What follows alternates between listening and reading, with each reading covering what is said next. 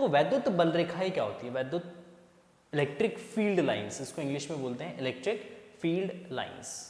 ठीक, electric field lines का मतलब क्या है, इलेक्ट्रिक फील्ड लाइंस को किस तरीके से हमने डिफाइन किया है, इलेक्ट्रिक फील्ड लाइंस होता क्या है। ठीक, तो इलेक्ट्रिक फील्ड लाइंस वैद्युत बल रेखाओं को हमने किस तरीके से परिभाषित किया है, तो उसको हम ऐसे समझते हैं, देखो इसको हम इस तरीके से समझते हैं कि अगर हमने एक चार्ज को यहां पे रखा है, मान लो यहां पे क्यू चार्ज रखा है ना, और इस क्यू चार्ज के सराउंडिंग में ये जो क्यू चार्ज है इसने अपने चारों ओर क्या बनाया, एक वैद्युत क्षेत्र बनाया, एक अपना इलाका क्रिएट किया, जो कि हमने अभी डिस्कस किया था थोड़ी देर पहले कि जब एक चार्ज को रखा जाता है तो चार्ज अपने चारों ओर क्या बनाता है, एक अपना एक इलाका क्रिएट करता है, और उस इलाके को ही हम सिंपली क्या बोलते हैं, वैद्युत क्षेत्र बोलते हैं, जो कि ऑलरेडी हम डिफाइन कर चुके हैं। नाउ विद्युत बल रेखाएं क्या है, तो उसके लिए हमने कि लेट से इस विद्युत क्षेत्र के अंदर अगर हम यहाँ पे एक टेस्ट चार्ज को रख देते हैं, परीक्षण धनावेश को यहाँ पे प्लेस करते हैं पॉइंट P पर और इसको छोड़ देते हैं और मानते हैं ये जो परीक्षण धनावेश है बेटा, ये परीक्षण धनावेश फ्री है, मूव करने के लिए, गति करने के लिए ये स्वतंत्र है। अगर ये गति करने के लिए स्वतंत्र तो सिंपल सी बात है, ये चार्ज इस पे एक फोर्स लगाएगा, या आप बोल सकते हैं यहां पे जो एक विद्युत क्षेत्र है वो विद्युत क्षेत्र इस परीक्षण धनावेश पर एक बल लगाएगा, और जब उस पे एक बल लगेगा तो उस बल के कारण ये धनावेश क्या करेगा बेटा, गति करेगा। क्या करेगा, गति करेगा। किस दिशा में गति करेगा, तो मान लो इस दिशा में गति करेगा, और इस गति के दिशा को अगर हम एक रेखा के द्वारा रिप्रेजेंट कर रहे हैं तो इस रेखा को ही क्या बोला जाएगा, बल रेखाएं। इसको क्या बोला जाएगा, विद्युत बल रेखाएं बोला जाएगा। तो सिंपल सी बात है, अगर कहीं पे भी एक विद्युत क्षेत्र है और इस विद्युत क्षेत्र के अंदर अगर हम एक परीक्षण धनावेश को छोड़ देते हैं और वो स्वतंत्र है गति करने के लिए, क्योंकि वो विद्युत क्षेत्र के अंदर एक बल का अनुभव करेगा, और जब किसी वस्तु पे हम बल लगाते हैं तो वो बल की दिशा में क्या करता है, गति करता है। तो सेम एज इट इज, जब एक परीक्षण धनावेश पे एक बल लगेगा तो वो बल की दिशा में क्या करेगा बेटा, गति करेगा। तो जिस पाथ में वो गति करेगा, जिस पथ से वो चलेगा, उस पथ को अगर हम किसी रेखा के द्वारा रिप्रेजेंट करते हैं, किसी कर्व के द्वारा रिप्रेजेंट करते हैं, प्रदर्शित करते हैं, तो उन रेखाओं को ही सिंपली बोला गया यहाँ पे विद्युत बल रेखाएं। क्या बोला गया बेटा, विद्युत बल रेखाएं। तो आपने इसको इस तरीके से डिफाइन किया है कि वैद्युत बल रेखाएं किसी विद्युत क्षेत्र में वह सरल रेखीय अथवा निष्कोण वक्र पथ है जिस पर एक स्वतंत्र अथवा पृथक्कृत एकांक परीक्षण धनावेश चलता हुआ माना जाता है, या गति करता हुआ माना, चलता या गति करता हुआ माना जाता है। तो उन रेखाओं को, उन पथ को ही हम सिंपली क्या बोलेंगे, वैद्युत बल रेखा है। तो अगर डेफिनेशन पूछा जाता है बोर्ड एग्जाम में तो सेम एज इट इज आपको डेफिनेशन लिखना, बहुत सिंपल तरीके से मैंने यहाँ पे इसके डेफिनेशन लिख दिया है कि विद्युत बल रेखा है किसी विद्युत क्षेत्र में वह सरल रेखीय अथवा निष्कोण वक्र है। सरल रेखीय भी हो सकता है और निष्कोण वक्र के रूप में भी हो सकता है। निष्कोण वक्र का मतलब है कि वक्र इस तरीके से स्मूथ वे में होगा, है ना, ऐसे नहीं हो सकता है। अगर वक्र ऐसे है तो इस तरीके के वक्र पॉसिबल नहीं है, ऐसा नहीं हो सकता है। वक्र वक्र हमेशा किसके फॉर्म में होगा, इस तरीके से होगा, एक स्मूथ कर्व के फॉर्म में होगा। तो ऐसे वक्र को, ऐसे सरल रेखा को ही हम सिंपली विद्युत बल रेखाएं कहते हैं। तो अगर आपके पास एक धनावेश है, तो जैसे कि हमने अभी डिस्कस किया था इससे थोड़ी देर पहले, अगर हमारे पास एक धनावेश है तो धनावेश से विद्युत बल रेखाएं बाहर की तरफ जाती हुई प्रतीत होती है। एक धनावेश के कारण विद्युत बल रेखाएं कहाँ निकलती है बेटा, बाहर की तरफ जाती है और ये पृष्ठ के लंबवत होती है। ठीक है ना। अगर हमारे पास एक ऋणावेश है और उस ऋणावेश की वजह से जो विद्युत बल रेखाएं होती है वो उसकी तरफ आती है। ठीक, तो नेगेटिव चार्ज के लिए बेटा electric field lines inward directions में होता है, और पॉजिटिव चार्ज के लिए जो इलेक्ट्रिक फील्ड लाइंस होता है बेटा वो आउटवर्ड डायरेक्शंस में होता है। तो ये पॉजिटिव चार्ज और नेगेटिव चार्ज के सराउंडिंग में जो मैग्नेटिक फील्ड लाइंस होगा, सॉरी इलेक्ट्रिक फील्ड लाइंस जो होगा, वो हम इसको इस तरीके से रिप्रेजेंट करेंगे। चलिए बहुत बढ़िया, आगे बढ़ते हैं नेक्स्ट टॉपिक में। अब आते हैं कुछ गुणधर्म। कभी कभी बोर्ड एग्जाम में पूछा जाता है 2 या 3 नंबर में 2 मार्क्स में पूछ लिया जाता है या 3 मार्क्स में पूछ लिया जाता है कि विद्युत बल रेखाओं के 5 गुणों को प्रदर्शित कीजिए, लिखिए, या विद्युत बल रेखाओं के 4 गुणों को लिखिए। तो गुण लिखने के लिए आता है आपको 4 या 5 गुण आपको इसमें याद कर लेना है। सिंपल गुणधर्म यहाँ पे मैं आपके साथ डिस्कस करने वाला हूँ। पहला सभी वैद्युत बल रेखाएं धनावेश से चलकर ऋणावेश पर समाप्त हो जाती है। मतलब जो विद्युत बल रेखाएं हैं वो हमेशा धनावेश से निकलती है और ऋणावेश में जाके क्या करती है, प्रवेश करती है। जैसे अभी हमने इससे पहले वाले डायग्राम में हमने डिस्कस किया था कि electric field lines positive charge से निकलती है और नेगेटिव चार्ज में क्या करती है, प्रवेश करती है। तो यहाँ पे भी सेम, अगर इसी के अकॉर्डिंग अगर हम डायग्राम बनाते हैं, एक पॉजिटिव चार्ज है हमारे पास और एक नेगेटिव चार्ज है, तो जो इलेक्ट्रिक फील्ड लाइन से विद्युत बल रेखा है बेटा ये पॉजिटिव से निकलेंगी और नेगेटिव में जाके क्या होंगे बेटा, समाप्त हो जाएंगी। तो एक पॉजिटिव और नेगेटिव चार्ज के चारों ओर जो विद्युत बल रेखाएं होंगी कुछ इस तरीके से होती है। विद्युत बल रेखाएं कुछ इस प्रकार से होती हैं, ठीक है। नेगेटिव के लिए इलेक्ट्रिक फील्ड लाइंस वो इनवर्ड डायरेक्शंस में होगा, ठीक, और पॉजिटिव के लिए इलेक्ट्रिक फील्ड लाइंस आपका वो आउटवर्ड डायरेक्शन में होगा। तो जो आपका पॉजिटिव और नेगेटिव चार्ज है उसके चारों ओर जो इलेक्ट्रिक फील्ड लाइंस का जो पैटर्न बनेगा वो कुछ इस तरीके से बनेगा। यहां से पॉजिटिव से निकल के किस में प्रवेश करेगा, ये नेगेटिव में। तो हमेशा याद रखिएगा जो इलेक्ट्रिक फील्ड लाइंस होता है वो पॉजिटिव से निकलता है और नेगेटिव में प्रवेश करता है, पहला गुणधर्म। दूसरा गुणधर्म, बल रेखाओं के किसी भी बिंदु पर खींची गई स्पर्श रेखा उस बिंदु पर धनावेश पर लगने वाले बल की दिशा अर्थात वैद्युत क्षेत्र की दिशा को प्रदर्शित करती है। इसका मतलब हो गया कि अगर हमारे पास एक विद्युत बल रेखाएं हैं कुछ इस तरीके से, है ना, और इस विद्युत बल रेखा पे अगर हम कहीं पे भी क्या करते हैं, एक स्पर्श रेखा खींच देते हैं, कहीं पे भी क्या करते हैं बेटा, एक स्पर्श रेखा खींच देते हैं। मान लेते हैं इस बिंदु पर एक स्पर्श रेखा खींचा हमने, तो ये जो स्पर्श रेखा है वो इस बिंदु पर विद्युत क्षेत्र की दिशा को रिप्रेजेंट करेगा। ये जो लाइन है बेटा, ये लाइन क्या रिप्रेजेंट करेगा, ये रिप्रेजेंट करेगा विद्युत बल रेखा की दिशा को रिप्रेजेंट करेगा, ठीक। विद्युत बल रेखा किस दिशा में है, तो इस बिंदु पर हमने क्या ड्रॉ किया, इस बिंदु पर हमने एक स्पर्श रेखा खींचा है और ये स्पर्श रेखा इस बिंदु ए पर विद्युत क्षेत्र की दिशा को प्रदर्शित कर रहा है। किसकी दिशा को प्रदर्शित कर रहा है, विद्युत क्षेत्र की दिशा को। तो जब भी हम किसी भी वक्र पे एक स्पर्श रेखा खींचेंगे तो उस बिंदु पर स्पर्श रेखा विद्युत क्षेत्र की दिशा को रिप्रेजेंट करता है, ये याद रखिएगा, मोस्ट इंपॉर्टेंट है।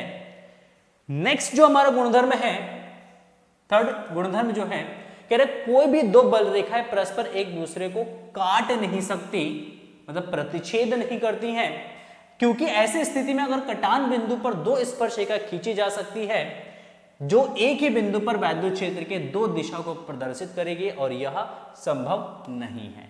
इसका मतलब कि अगर हम किसी बिंदु पर दो बल रेखा, अगर मान लो किसी बिंदु पर दो वैद्युत बल रेखाएं वो एक दूसरे को प्रतिच्छेद करते हुए आपको दिखती है, मान लो इस बिंदु पर यहाँ पे ये कटान बिंदु है, ये प्रतिच्छेद बिंदु है, इस बिंदु ए पर दो विद्युत बल रेखाएं एक दूसरे को क्या करे, काट रही है। क्या होगा, इस बिंदु पर अगर हम एक स्पर्श रेखा खींचते हैं बेटा, क्या खींचते हैं, एक स्पर्श रेखा खींचते हैं, तो ये स्पर्श रेखा एक तो हम इस वाले वक्र पे खींच सकते हैं, इस वाले पे, एक हम इस दूसरे वक्र पे खींच सकते हैं। तो इस बिंदु पर हम दो स्पर्श रेखा खींच सकते हैं। कितनी स्पर्श रेखा खींचेंगे भाई, दो। ओहो बहुत बढ़िया, सुंदर। दो जो स्पर्श रेखाएं हैं, तो ये दोनों स्पर्श रेखाएं एक ही बिंदु पर विद्युत क्षेत्र के दो दिशा, इस बिंदु ए पर विद्युत क्षेत्र इस दिशा में भी है और विद्युत क्षेत्र वो इस दिशा में भी है। तो इसका मतलब एक ही बिंदु पर विद्युत क्षेत्र की दो दिशाएं हैं और एक ही बिंदु पर विद्युत क्षेत्र की कभी भी दो दिशाएं संभव नहीं है। तो क्योंकि एक ही बिंदु पर विद्युत क्षेत्र दो दिशाओं में नहीं जा सकते हैं, तो इसीलिए दो विद्युत बल रेखाएं कभी भी एक दूसरे को प्रतिच्छेद नहीं करती है। आप कहोगे सर ऐसा क्यों, एक ही बिंदु पर दो विद्युत क्षेत्र की दिशा क्यों पॉसिबल नहीं है, क्यों संभव नहीं है? तो मैंने कहा मान लो यहाँ पे अगर हम एक Q0 चार्ज को रख दे इस बिंदु ए पर, एक परीक्षण धनावेश को वहां पे छोड़ दे और परीक्षण धनावेश को कह दे बेटा भैया जाओ, चले जाओ, जहां मन आप जाओ, तो क्या वो एक साथ दो दिशा में जा सकता है? क्या ये धनावेश इस विद्युत क्षेत्र की दिशा में और इस विद्युत क्षेत्र की दिशा में गति एक ही साथ दोनों दिशा में क्या गति कर सकता है ये? क्या अगर मैं आपसे बोल दूं, आपके पास आप एक चौराहे पे खड़े हो और आप उस चौराहे से दो रास्ते जा रहे हैं अलग अलग दिशाओं में, अगर मैं आपसे बोलूं बेटा जाओ दोनों रास्तों में आप गति करो, दोनों रास्ते में आप बाइक 100 की स्पीड में चलाओ एक साथ, क्या पॉसिबल है? नहीं। आप कहोगे सर ऐसा कैसे हो सकता है? या तो मैं रोड ए में जाऊंगा या रोड बी में जाऊंगा, एक साथ दोनों रोड पे कैसे चल सकता हूं? मैं तो अकेला इंसान हूं, मैं भगवान थोड़ी हूं। तो सेम एज इट इज, क्योंकि एक ही बिंदु पर विद्युत आवेश दो दिशाओं में गति नहीं कर सकते हैं, इसीलिए एक बिंदु पर विद्युत क्षेत्र के दो दिशा संभव नहीं है। क्योंकि एक बिंदु पर दो दिशा संभव नहीं है तो इसका मतलब एक बिंदु पर दो विद्युत बल रेखाएं कभी भी एक दूसरे को प्रतिच्छेद नहीं करेंगे। ठीक है, क्लियर है? आई होप आपको समझ में आ गया होगा। ठीक, विद्युत क्षेत्र की दो दिशाओं को प्रदर्शित करेंगे और यह संभव नहीं है, ऐसा पॉसिबल नहीं होता है। अच्छा, चौथा गुणधर्म है बल रेखाएं लंबाई की दिशा में सिकुड़ने का प्रयत्न करती है, अतः ये खींची हुई लचकदार डोरी के समान होती हैं। इसी कारण विपरीत मतलब विजातीय आवेशों में आकर्षण होता है। विजातीय आवेशों में क्या होता है बेटा? आकर्षण होता है। क्या कहने की कोशिश कर रहा है? कह रहा है कि मान लो दो आवेश है हमारे पास, एक धनावेश है और एक ऋणावेश है ना? और जो विद्युत बल रेखा है वो धनावेश से निकल के कहां प्रवेश किया? इसने ऋणावेश में प्रवेश किया। तो ये जो बल रेखाएं हैं वो इस अपने लंबाई के अनुदिश, ये इसकी लंबाई है, इस लंबाई के अनुदिश सिकुड़ने का प्रयास करता है, ये कंप्रेस होने की कोशिश करता है। तो सिकुड़ने का जब ये प्रयास करता है तो दोनों आवेश एक दूसरे के क्या होते हैं बेटा? पास आते रहते हैं। तो इसलिए हम कहते हैं कि एक पॉजिटिव और एक नेगेटिव में क्या होता है? अट्रैक्शंस होता है।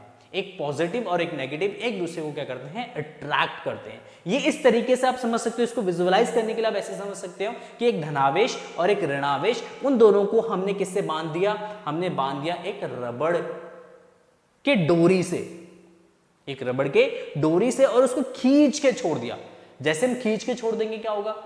वो क्योंकि रबड़ बैंड जो है वो सिकुड़ने का प्रयास करेगा, जब वो सिकुड़ने का प्रयास करेगा तो वो एक दूसरे के क्या होंगे? दोनों चार्जेस को एक दूसरे के पास में लाते चले जाएंगे। तो हम क्या बोलेंगे कि पॉजिटिव और नेगेटिव एक दूसरे को क्या कर रहे हैं? अट्रैक्ट कर रहे हैं। तो यहाँ पे इस बल रेखा को आप समझ सकते हैं कि एक स्प्रिंग है जो कंप्रेस्ड है, या एक रबड़ का बैंड है जिसको हमने खींच के रखा है। ठीक, तो इसलिए वो सिकुड़ रहा है अपनी लंबाई के अनुदिश। ओह बहुत बढ़िया, सुंदर सर, मजा आ गया, समझ में आ गया, बहुत बढ़िया। अच्छा, नेक्स्ट है अपनी लंबाई के लंबवत दिशा में ये बल रेखाएं एक दूसरे से दूर हटने का प्रयत्न करती है, इसी कारण सजातीय आवेशों में प्रतिकर्षण होता है। क्या होता है भैया? प्रतिकर्षण होता है। क्या कहना चाह रहा है भाई साहब हमारा? ये कहना चाह रहे हैं कि मान लो एक पॉजिटिव चार्ज है यहाँ पे और ये एक पॉजिटिव दूसरा चार्ज है ना, और इसने भी अपनी कुछ विद्युत बल रेखाएं बनाया, इस तरीके से इसने भी अपना कुछ विद्युत बल रेखाएं बनाया। क्योंकि ये रेखाएं एक दूसरे को प्रतिच्छेद नहीं कर सकते हैं, तो जब ये एक दूसरे के पास में आएंगे तो ये क्या करेंगे? ये उसको दूर हटाने की कोशिश करेंगे अपने लंबवत दिशा में। ये इस दिशा में विद्युत बल रेखाएं हैं, वो अपने लंबवत दिशा में ये क्या करेंगे? दूर हटाने की कोशिश करेंगे। जब ये एक दूसरे को दूर हटाएंगे, ये वाली बल रेखा जो है इसको दूर हटाएगा, जब ये दूर हटाएंगे ये वाली बल रेखा इसको दूर हटाएगा अपनी लंबवत दिशा में, तो ये क्या होंगे? ये दोनों बल रेखा एक दूसरे से दूर जाएंगे। इसका मतलब ये दोनों आवेश एक दूसरे से क्या होंगे? दूर चले जाएंगे। इसका मतलब होगा कि दोनों आवेशों के बीच में क्या कार्य कर रहा है? एक प्रतिकर्षण बल कार्य कर रहा है। क्या काम कर रहा है भैया? एक प्रतिकर्षण बल काम कर रहा है। तो आप विद्युत बल रेखाओं के द्वारा आकर्षण और प्रतिकर्षण बल को एक्सप्लेन कर सकते हैं, उसकी व्याख्या आप जो है यहां पे कर सकते हैं। चलिए आगे बढ़ते हैं। Next and most important topic बेटा, मोस्ट इंपॉर्टेंट टॉपिक है परीक्षा की दृष्टि से, क्वेश्चन बनते हैं इस टॉपिक पे भी, और अच्छे खासे जो क्वेश्चन जो है वो इस टॉपिक पे पूछे जाते हैं हर साल। इससे रिलेटेड डेरिवेशंस भी आते हैं, इससे रिलेटेड न्यूमेरिकल्स भी आते हैं, और डेफिनेशन भी पूछ लिया जाता है आपसे। तो क्या है टॉपिक? तो टॉपिक है हमारा विद्युत द्विध्रुव। क्या है भैया? विद्युत द्विध्रुव। क्या होता है ये विद्युत द्विध्रुव? कोई मुझको बताएगा कमेंट सेक्शन में तो अगर आपको आता है तो वीडियो को पॉज करें और कमेंट सेक्शन में एक बार जल्दी से अपना आंसर टाइप कर दे शॉर्ट में, मैं समझ जाऊंगा कि हाँ आपको पता है कि विद्युत द्विध्रुव क्या होता है। देखिए द्विध्रुव का मतलब है यहाँ पे द्वि प्लस ध्रुव, इसका मतलब हो गया कि इसके अंदर दो ध्रुव होते हैं और दो ध्रुव जो होंगे वो अपोजिट नेचर के होंगे। कैसे नेचर के होंगे भैया? अपोजिट नेचर के। तो हमने कहा देखो हमारे पास दो चार्ज है, एक प्लस का है और एक माइनस का है, जो कि अपोजिट नेचर के हैं, दोनों विपरीत प्रकृति के। तो हमने कहा मान लो हमारे पास एक धनावेश है Q और उतना ही एक ऋणावेश है माइनस का Q, प्लस का Q और माइनस का Q। एक धनावेश प्लस का Q, एक धनावेश माइनस का Q, और ये एक दूसरे से अल्प दूरी पर स्थित है। मान लेते हैं इनके बीच की दूरी कितना है? 2L।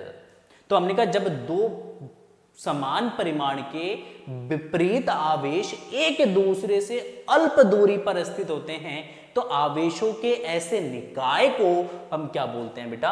विद्युत द्विध्रुव बोलते हैं। सर कोई ताजा एग्जाम्पल दे दो हमें। हमने कहा भैया देखो खाने में ना हम नमक यूज करते हैं, तो उस नमक का फॉर्मूला होता है NaCl। क्या होता है भैया? NaCl। हमने कहा हाँ NaCl तो होता है, तो हमने कहा NaCl जो है ना ये Na पॉजिटिव और Cl नेगेटिव होता है, और इन दोनों के जो परमाणु होते हैं Na पॉजिटिव और Cl नेगेटिव, ये दो आयन्स जो होते हैं वो एक दूसरे से बहुत ही अल्प दूरी में स्थित होते हैं। इनके बीच की जो दूरी होती है वो एंगस्ट्रॉम में होता है, जो कि बहुत ही कम होता है, बहुत ही नेग्लिजिबल होता है। तो हमने कहा देखो भैया ये जो NaCl का एक अणु है ये अपने आप में द्विध्रुव है। हमने बोला ये अपने आप में क्या भैया? द्विध्रुव है। सर इसके अलावा एग्जाम्पल उदाहरण बताओ, तो हमने कहा इसके अलावा उदाहरण आपका HCl हो गया, KBr हो गया, पोटेशियम ब्रोमाइड हो गया, है ना, उसके बाद आपका KCl हो गया। हमने कहा H2O जो हमारा पानी है जो हम पीते हैं वो भी अपने आप में वैद्युत द्विध्रुव है, तो H2O भी द्विध्रुव है। ठीक, आप कहोगे सर कैसे? तो हमने कहा सिंपल, H की बॉन्डिंग इस तरीके से होती है ऑक्सीजन के साथ, सॉरी डबल H है ना, हाँ भैया, एक ऑक्सीजन और इसके साथ दो हाइड्रोजन जुड़े हैं भाई, एक ऑक्सीजन के साथ दो हाइड्रोजन जुड़े हैं। तो हमने कहा देखो इनके बीच में ना हाइड्रोजन बॉन्डिंग होती है। कौन सी बॉन्डिंग होती है? आपने केमिस्ट्री में पढ़ा हाइड्रोजन बॉन्डिंग। हाइड्रोजन बॉन्डिंग में क्या होता है? ये जो O है ये इस H के इलेक्ट्रॉन को क्या करता है? अपनी तरफ खींच लेता है। तो अपनी तरफ ये खींचेगा तो इस पे एक स्लाइटली नेगेटिव चार्ज आएगा और इस H पे एक स्लाइटली पॉजिटिव चार्ज आएगा। वो इस बॉन्ड के भी इलेक्ट्रॉन खींच लेगा तो इस पे एक नेगेटिव चार्ज आएगा, इस पे एक पॉजिटिव चार्ज आएगा। तो HO पे जो है वो दो नेगेटिव चार्ज होता है और इन दोनों H पे एक एक पॉजिटिव चार्ज होता है, जो कि एक शॉर्ट डिस्टेंस पे प्लेस्ड होते हैं, एक अल्प दूरी पर स्थित होते हैं। तो इसलिए H2O का जो एक अणु है, जो मॉलिक्यूल्स है, ये भी अपने आप में क्या है? एक वैद्युत द्विध्रुव है। तो ऐसे बहुत सारे एसिड्स और आपके क्या कहते हैं सॉल्ट, ये सब क्या होते हैं बेटा? ये सब आपके वैद्युत द्विध्रुव होते हैं। ओहो बहुत बढ़िया सर, समझ में आ गया। तो हमने लिखा डेफिनेशन, क्या लिखेंगे? तो हमने कहा डेफिनेशन देखो सिंपल सा है कि वह वैद्युत निकाय जिसमें दो बराबर किंतु विपरीत प्रकार के बिंदु आवेश एक दूसरे से बहुत कम दूरी पर स्थित हो वैद्युत द्विध्रुव कहलाता है। वैद्युत द्विध्रुव के दोनों आवेशों को मिलाने वाली रेखा द्विध्रुव की अक्ष कहलाती है। वैद्युत द्विध्रुव के दोनों आवेशों को मिलाने वाली रेखा द्विध्रुव की अक्ष कहलाती है। मतलब ये वाला जो लाइन है, इस लाइन को क्या बोलेंगे? द्विध्रुव का अक्ष बोलेंगे। ठीक है, इतनी बातें समझ में आ रहा है? जल्दी से कमेंट सेक्शन में लिखिए बेटा। हाँ सर बहुत बढ़िया, मजा आ रहा है। फिजिक्स के कॉन्सेप्ट खुल रहे, दिमाग खुल रहा है। दिमाग जो है हमारा ना वो खुल जा रहा है सर, इतना मजा आ रहा है। हमने कहा ठीक है तो बने रहूं, वीडियो को देखो एंड तक, ठीक है। और अपने दोस्तों को भी बोलो कि वो भी आए और वीडियोस देखे इस चैनल पे, मैथमेटिक्स एनालिसिस। यहाँ पे बेटा आपको फिजिक्स मैथ और हो सकता है कुछ दिनों बाद आपकी केमिस्ट्री की भी क्लासेस स्टार्ट हो जाए। हम लगे हैं कोई अच्छा सा टीचर हमें मिल जाए केमिस्ट्री का, ठीक है। तो बने रहिए हमारे साथ, वीडियो को प्यार देते रहिए, वीडियो को शेयर करते रहिए, अच्छे अच्छे कमेंट सेक्शन में जरूर लिखिए। वन शॉट वीडियोस फिजिक्स के आते रहेंगे इस तरीके के। अगर आप बोलेंगे चैप्टर वाइज वीडियो लाने के, तो चैप्टर वाइज वीडियोस भी हम लेके आएंगे आप लोगों के लिए बहुत ही जल्द। बस आप लोगों से रिक्वेस्ट है, चैनल को बहुत ज़्यादा प्यार दीजिए। चलिए, वैद्युत द्विध्रुव आघूर्ण क्या होता है? तो हमने कहा वैद्युत द्विध्रुव आघूर्ण क्या है फिजिक्स में, किस तरीके से हमने इसको डिफाइन किया। परिभाषा इंपॉर्टेंट नहीं है, समझना इंपॉर्टेंट है कि ये है क्या चीज वैसे। तो हमने कहा देखो, दो हमारे पास द्विध्रुव है, एक NaCl है और एक हमने कहा HCl है, या NaCl है और हमने कहा H2O है। तो हमने कहा इन सब में सबसे ज्यादा स्ट्रॉन्ग, सबसे ज्यादा शक्तिशाली द्विध्रुव कौन सा है, सबसे ज्यादा स्ट्रॉन्ग द्विध्रुव कौन सा है। तो हमने कहा ये तो कैसे पता चलेगा, ऐसे तो हम देख के बता नहीं सकते कि NaCl स्ट्रॉन्ग है या आपका H2O स्ट्रॉन्ग है या आपका HCl स्ट्रॉन्ग है, ये तो हमें ऐसे नहीं पता चलेगा। इसके लिए हमें कुछ कैलकुलेशंस करना पड़ेगा, कुछ टर्म्स हमें डिफाइन करना पड़ेगा, जिसके आधार पे हम बता सकते हैं, जिसके बेस पे हम बता सकते हैं कि इन तीनों में कौन सबसे ज्यादा स्ट्रॉन्ग डायपोल्स है। तो इसीलिए उस चीज को डिफाइन करने के लिए हमने यहाँ पे टर्म्स डिफाइन किया, इंट्रोड्यूस किया। हमने टर्म्स इंट्रोड्यूस किया, वैद्युत द्विध्रुव आघूर्ण क्या होता है, कुछ नहीं होता है, सिंपल सा हमने इसकी डेफिनेशन लिखा। हमने इसकी डेफिनेशन लिखा कि मान लो हमारे पास एक वैद्युत द्विध्रुव है, ये एक वैद्युत द्विध्रुव है, इस पे है +q आवेश और इस पे है -q आवेश, और ये एक दूसरे से एक अल्प दूरी पर स्थित है और दोनों के बीच की दूरी मान लेते कितना, 2l। सो जरूरी है 2l लेना, कोई जरूरी नहीं है। आप यहाँ पे r भी ले सकते हो, d भी ले सकते हो, x भी ले सकते हो, y भी ले सकते हो, z भी ले सकते हो। 2l हम इसलिए लेते हैं क्योंकि अभी हम डेरिवेशंस करेंगे, अक्षीय स्थिति, निरक्षीय स्थिति, द्विध्रुव के डायपोल्स पे कितना टॉर्क लग रहा है, कितनी उसकी पोटेंशियल एनर्जी है। तो उस केस में जो हमारा डेरिवेशन है वो इजी हो जाए, हमें जो फॉर्मूला मिले वो इजी फॉर्मूला मिले, तो इसलिए हम यहाँ पे लेंथ जो है वो 2l ले लेते हैं। इसके अलावा इसकी कोई इंपॉर्टेंस यहाँ पे है ही नहीं।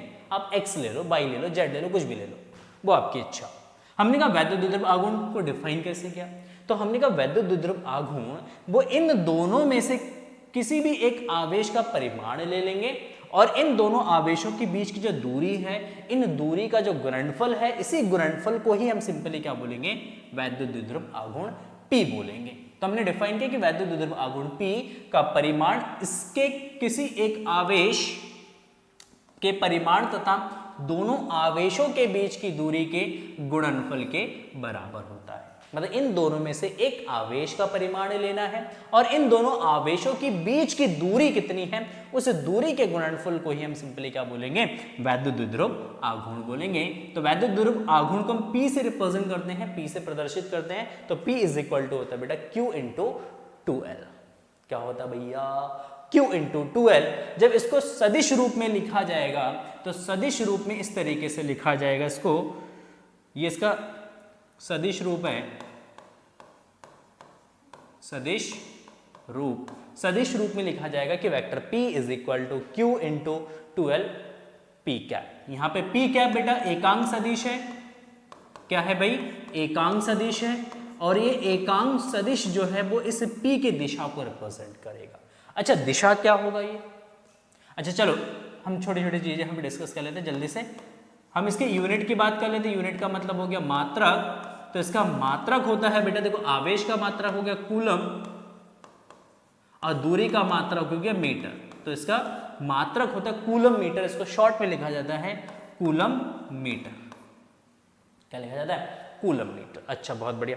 बीमा, तो हमने कहा इसका बीमा जो है वो होता है आपका कूलम का हो गया AT और मीटर का हो गया L, तो इसको लिख रहे हैं LTA, क्या LTA, ये होगा बीमा। अच्छा, हमने कहा वैद्युत द्विध्रुव ना एक सदिश राशि है। कैसी राशि है, एक सदिश राशि है, ठीक, क्योंकि सदिश रूप लिखा है तो ये लिखेंगे यह एक सदिश राशि है, सदिश राशि है। ओ भैया बहुत बढ़िया। अच्छा, इसकी दिशा ऋणावेश से धनावेश की ओर होता है। इंपॉर्टेंट है, याद रखिएगा कि द्विध्रुव की जो द्विध्रुव आघूर्ण की जो दिशा है वो ऋणावेश से धनावेश की ओर होता है। ये आपका ऋणावेश है, ये धनावेश है, तो द्विध्रुव आघूर्ण किस दिशा में होगा बेटा? ऋणावेश से धनावेश की ओर। बस इतना याद रखिएगा, द्विध्रुव आघूर्ण की जो दिशा होती है वो ऋणावेश से धनावेश की ओर होती है। चलिए बहुत बढ़िया, यहां तक आपको समझ में आ गया, क्लियर हो गया। चलिए एक छोटा सा क्वेश्चन देखते हैं इस पे बेस्ड।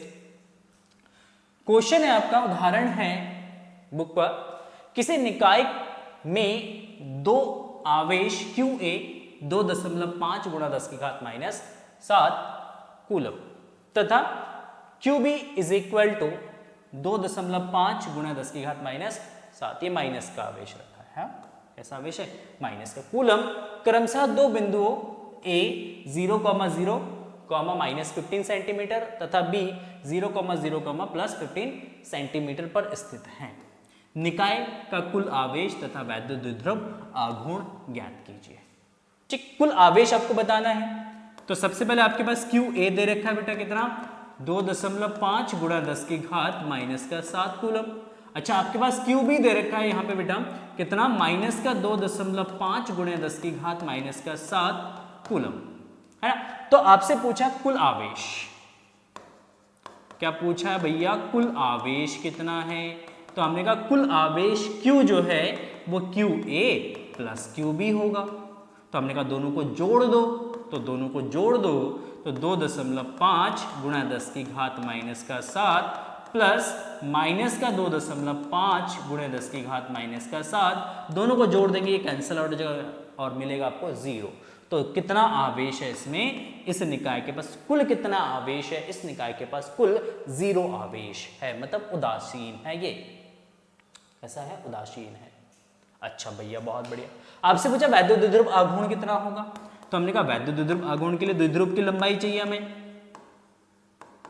द्विध्रुव की लंबाई। अच्छा, द्विध्रुव की लंबाई कितना है यहाँ पे? तो हमने कहा द्विध्रुव की लंबाई देखो यहाँ पे, ये -15 सेंटीमीटर पे है और ये +15 सेंटीमीटर पे। इसको समझो, यहाँ पे ये आपकी कोऑर्डिनेट ज्योमेट्री है।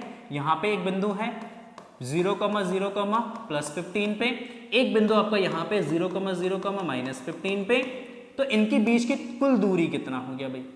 इन दोनों बिंदुओं के बीच की कुल दूरी कितना होगा? कमेंट सेक्शन में लिखिए, जल्दी से लिखो भैया। देखो -15 और +15, बट क्योंकि माइनस साइन इंडिकेट कर रहा है कोऑर्डिनेट कहां पर है, बिंदु कहां पर है, क्योंकि वो ऋण दिशा में है, जेड के ऋण दिशा में है, इसलिए इसको हमने -15 से रिप्रेजेंट किया है। बट इनके बीच की जो कुल दूरी है वो कितना है भाई? वो है हमारा 30 सेंटीमीटर। तो इसलिए हम 2L जो लेंगे वो कितना ले लेंगे?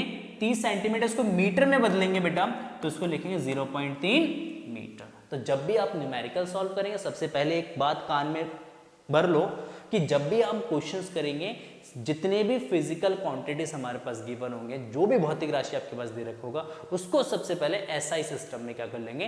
कन्वर्ट कर लेंगे। सेंटीमीटर में दे रखा है तो मीटर में कर लेंगे, माइक्रो कूलम में दे रखा है तो कूलम में कर लेंगे, मिली सेकेंड में दे रखा है तो उसको सेकेंड में कर लेंगे। जो भी है कन्वर्जन आपको आना चाहिए। चलिए, द्विध्रुव आघूर्ण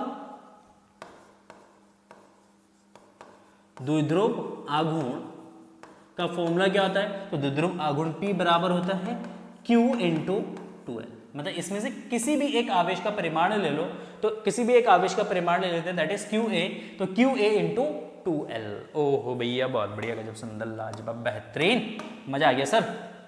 चलिए, तो ये आपका जाएगा P बराबर, ये मजा नहीं आ रहा इस कलर में, कलर यहाँ पे डार्क चाहिए हमें, एक डार्क कलर यहाँ पे हम बना लेते हैं, एक थोड़ा सा डार्क ना, ये ले लेते हैं कस्टम कलर, ठीक है। देखिए, तो P बराबर जगह Q कितना भाई? Q है 2.5 × 10 की घात -7 और 2L जो डिस्टेंस है वो हो गया 0.3, तो ये जाएगा 0.3, 25 तिया 75, तो इसमें लिख दो 75 भैया। कितने प्लेस बाय डेसिमल है? 1, 2 प्लेस बाय डेसिमल लगा देना, यहाँ पे डेसिमल आ जाएगा 10 की घात -7, तो ये जाएगा 7.5 × 10⁻⁻⁸ जो है वो जाएगा 2.5 × 10⁻⁷ × 0.3, तो इन दोनों की मल्टीप्लाई करेंगे, 25 की 3 से गुणा करेंगे तो कितना आएगा, 75 आ जाएगा। 75 तो एक दो स्थान बाद दशमलव है तो दो स्थान बाद दशमलव लगा देंगे, गुणा 10 की घात माइनस का 7। अच्छा, तो एक दशमलव को पीछे मतलब एक स्थान बाद में लेके जाओ तो यहाँ पे पावर एक माइनस कर देंगे, तो माइनस का 7 है तो क्या जाएगा, पावर माइनस का 8 कूलम मीटर। ठीक, कन्वर्जन आना चाहिए, बेसिक कैलकुलेशंस थोड़ी बहुत हमें आनी चाहिए न्यूमेरिकल्स को करने के लिए। तो बेसिक कैलकुलेशन आपको जिस मेथड से कैलकुलेशंस आता है, जैसे आप कंफर्टेबल है आप उस तरीके से कैलकुलेशंस को कर सकते हैं। सर जैसे करा रहे हैं, सर जैसे बता रहे हैं वैसा करना जरूरी नहीं है, बट हाँ थोड़ा सा दिमाग लगाना ताकि कैलकुलेशंस आपका बहुत ईजी तरीके से हो जाए। ओहो सर बहुत बढ़िया, क्या बात कही आपने। तो हमने कहा वैद्युत द्विध्रुव के कारण द्विध्रुव पर बलयुग्म का आघूर्ण। नेक्स्ट टॉपिक क्या है, एक मिनट, एक दो टॉपिक हमारे छूट रहे हैं इसलिए मैं चेक कर रहा हूँ एक बार, ठीक है, ताकि हमारे टॉपिक ना छूटे। हाँ पहले इसको कर लेते हैं, द्विध्रुव के कारण अक्षीय स्थिति में वैद्युत क्षेत्र की तीव्रता। ठीक, ये टॉपिक कर लेते हैं, फिर उसके बाद हम द्विध्रुव आघूर्ण क्या कहते हैं टॉर्क कैलकुलेट करेंगे हम लोग। ठीक है, तो सबसे पहला जो टॉपिक हम यहाँ पे लेते हैं कि वैद्युत द्विध्रुव के कारण अक्षीय स्थिति पर वैद्युत क्षेत्र की तीव्रता मोस्ट इंपॉर्टेंट है। जितनी ज्यादा आप इंपॉर्टेंट कह सके उतना ज्यादा इंपॉर्टेंट है ये। आप कहेंगे क्यों, क्योंकि हर साल इसमें क्वेश्चन पूछता है, हर साल, तो मोस्ट इंपॉर्टेंट टॉपिक है। ठीक, हर साल क्वेश्चन आता है, आप कोई भी क्वेश्चन बैंक उठा के देख लो, उसमें इसमें हर साल क्वेश्चंस इस टॉपिक पे पूछा गया है, इसलिए मोस्ट इंपॉर्टेंट है। बहुत सिंपल तरीके से मैं आपको बताने वाला हूँ, बने रहिए वीडियो में एंड तक। मजा आ रहा है तो वीडियो को लाइक करिए, अपने दोस्तों के साथ वीडियो को शेयर जरूर करिए, चैनल फर्स्ट टाइम विजिट करें चैनल को जरूर सब्सक्राइब करिएगा बेटा। चलिए बात करते हैं द्विध्रुव के अक्षीय स्थिति पर विद्युत क्षेत्र की तीव्रता।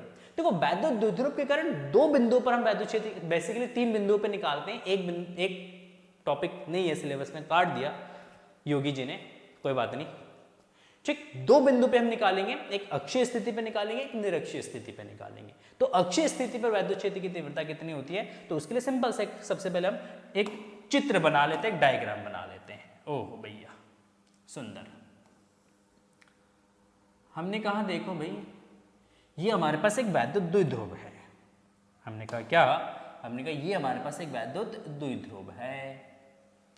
हमने भी कहा वैद्युत द्विध्रुव, आपने भी कहा वैद्युत द्विध्रुव है, तो मैंने कहा ठीक है चलो मान लेते हैं एक वैद्युत द्विध्रुव है, और इस विद्युत द्विध्रुव के इस बिंदु पर यहाँ पे रखा है एक प्लस का क्यू चार्ज, और इस बिंदु पे मान लेते हैं माइनस का क्यू चार्ज रखा है। ठीक, और इस विद्युत द्विध्रुव के अक्ष पर, इसके अक्ष पर यहाँ पे इसी को अगर आगे एक्सटेंड कर देंगे तो ये बन जाएगा इसका अक्ष। तो हमने कहा इसके अक्ष पर एक बिंदु है, इसके अक्ष पर एक बिंदु है P, और इस बिंदु P पर आपको वैद्युत क्षेत्र की तीव्रता ज्ञात करनी है, इस बिंदु P पर। तो हमने कहा ये जो बिंदु P है क्योंकि इसके अक्ष पर स्थित है, इसलिए हम इस बिंदु P को बोलेंगे अक्षीय स्थिति बोलेंगे। क्या बोलेंगे भैया, अक्षीय स्थिति बोलेंगे। ओहो भाई बहुत बढ़िया। चलिए बिंदु P पर वैद्युत क्षेत्र की तीव्रता निकालनी है, तो उसके लिए मान लेते हैं ये द्विध्रुव का सेंटर है, केंद्र है B, है ना, और इस बिंदु O से P की जो दूरी है मान लेते बेटा ये R है। क्या मान लेते हैं, R। अच्छा, द्विध्रुव की जो लंबाई होती है वो 2L होता है, तो ये हो गया L और ये हो गया हमारा L। अच्छा, इस B से P की जो दूरी है बेटा ये दूरी हो जाएगा आपका R माइनस L, क्योंकि यहां से यहां तक R हो गया और ये दूरी हो गया आपका L। तो R में से क्या कर देंगे बेटा, L को माइनस कर देंगे तो दूरी बचेगा आपका R प्लस L। अच्छा, इसके केंद्र से P की जो दूरी है ये हो गया R, और यहां से यहां तक की दूरी हो गया L, तो कुल जो दूरी है A से, तो ये दूरी हो जाएगा आपका R प्लस L। ओहो भाई बहुत बढ़िया, गजब। चलिए, अच्छा इस बिंदु P पर जो विद्युत क्षेत्र बनेगा वो इस प्लस चार्ज का भी बनेगा और इस माइनस चार्ज का भी बनेगा। तो इस प्लस चार्ज की वजह से विद्युत क्षेत्र बाहर की तरफ होता है, तो इस प्लस के लिए जो विद्युत क्षेत्र होगा वो इस दिशा में होगा, और इस ऋणावेश की वजह से बिंदु P पर विद्युत क्षेत्र होगा वो इस दिशा में होगा। ओह भैया सुंदर, ठीक है, क्योंकि धनावेश की वजह से विद्युत क्षेत्र बाहर की तरफ होता है, ऋणावेश की वजह से विद्युत क्षेत्र अंदर की तरफ होता है। चल समझ में आ गया। चलिए तो इसीलिए यहाँ पे दोनों विद्युत क्षेत्र एक दूसरे के क्या होंगे, विपरीत दिशा में होंगे। तो इस बिंदु P पर कुल कितना विद्युत क्षेत्र होगा वो निकालना है हमें। तो उसके लिए हम मान लेते हैं यहाँ पे सबसे पहले कि माना O से P तक की दूरी r और AB जो आपकी डायपोल की लेंथ है ये हो जाएगा आपका 2l, ठीक। तो B से P की जो दूरी है ये आपका जाएगा r माइनस l और A से P की जो दूरी है बेटा ये हो जाएगा आपका r प्लस l। अच्छा, इस द्विध्रुव का द्विध्रुव आघूर्ण वैद्युत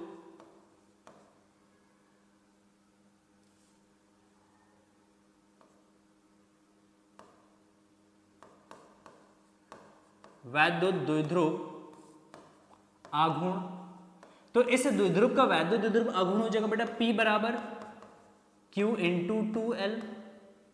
किस दिशा में होगा भाई, ये होगा नेगेटिव से पॉजिटिव की तरफ, P की दिशा में। और इस पॉइंट P जो है वो इसी की दिशा में ही लेंगे हम, मतलब पॉजिटिव चार्ज के पास में लेंगे हम। अच्छा ठीक है, देखो प्लस Q आवेश के कारण, प्लस Q आवेश के कारण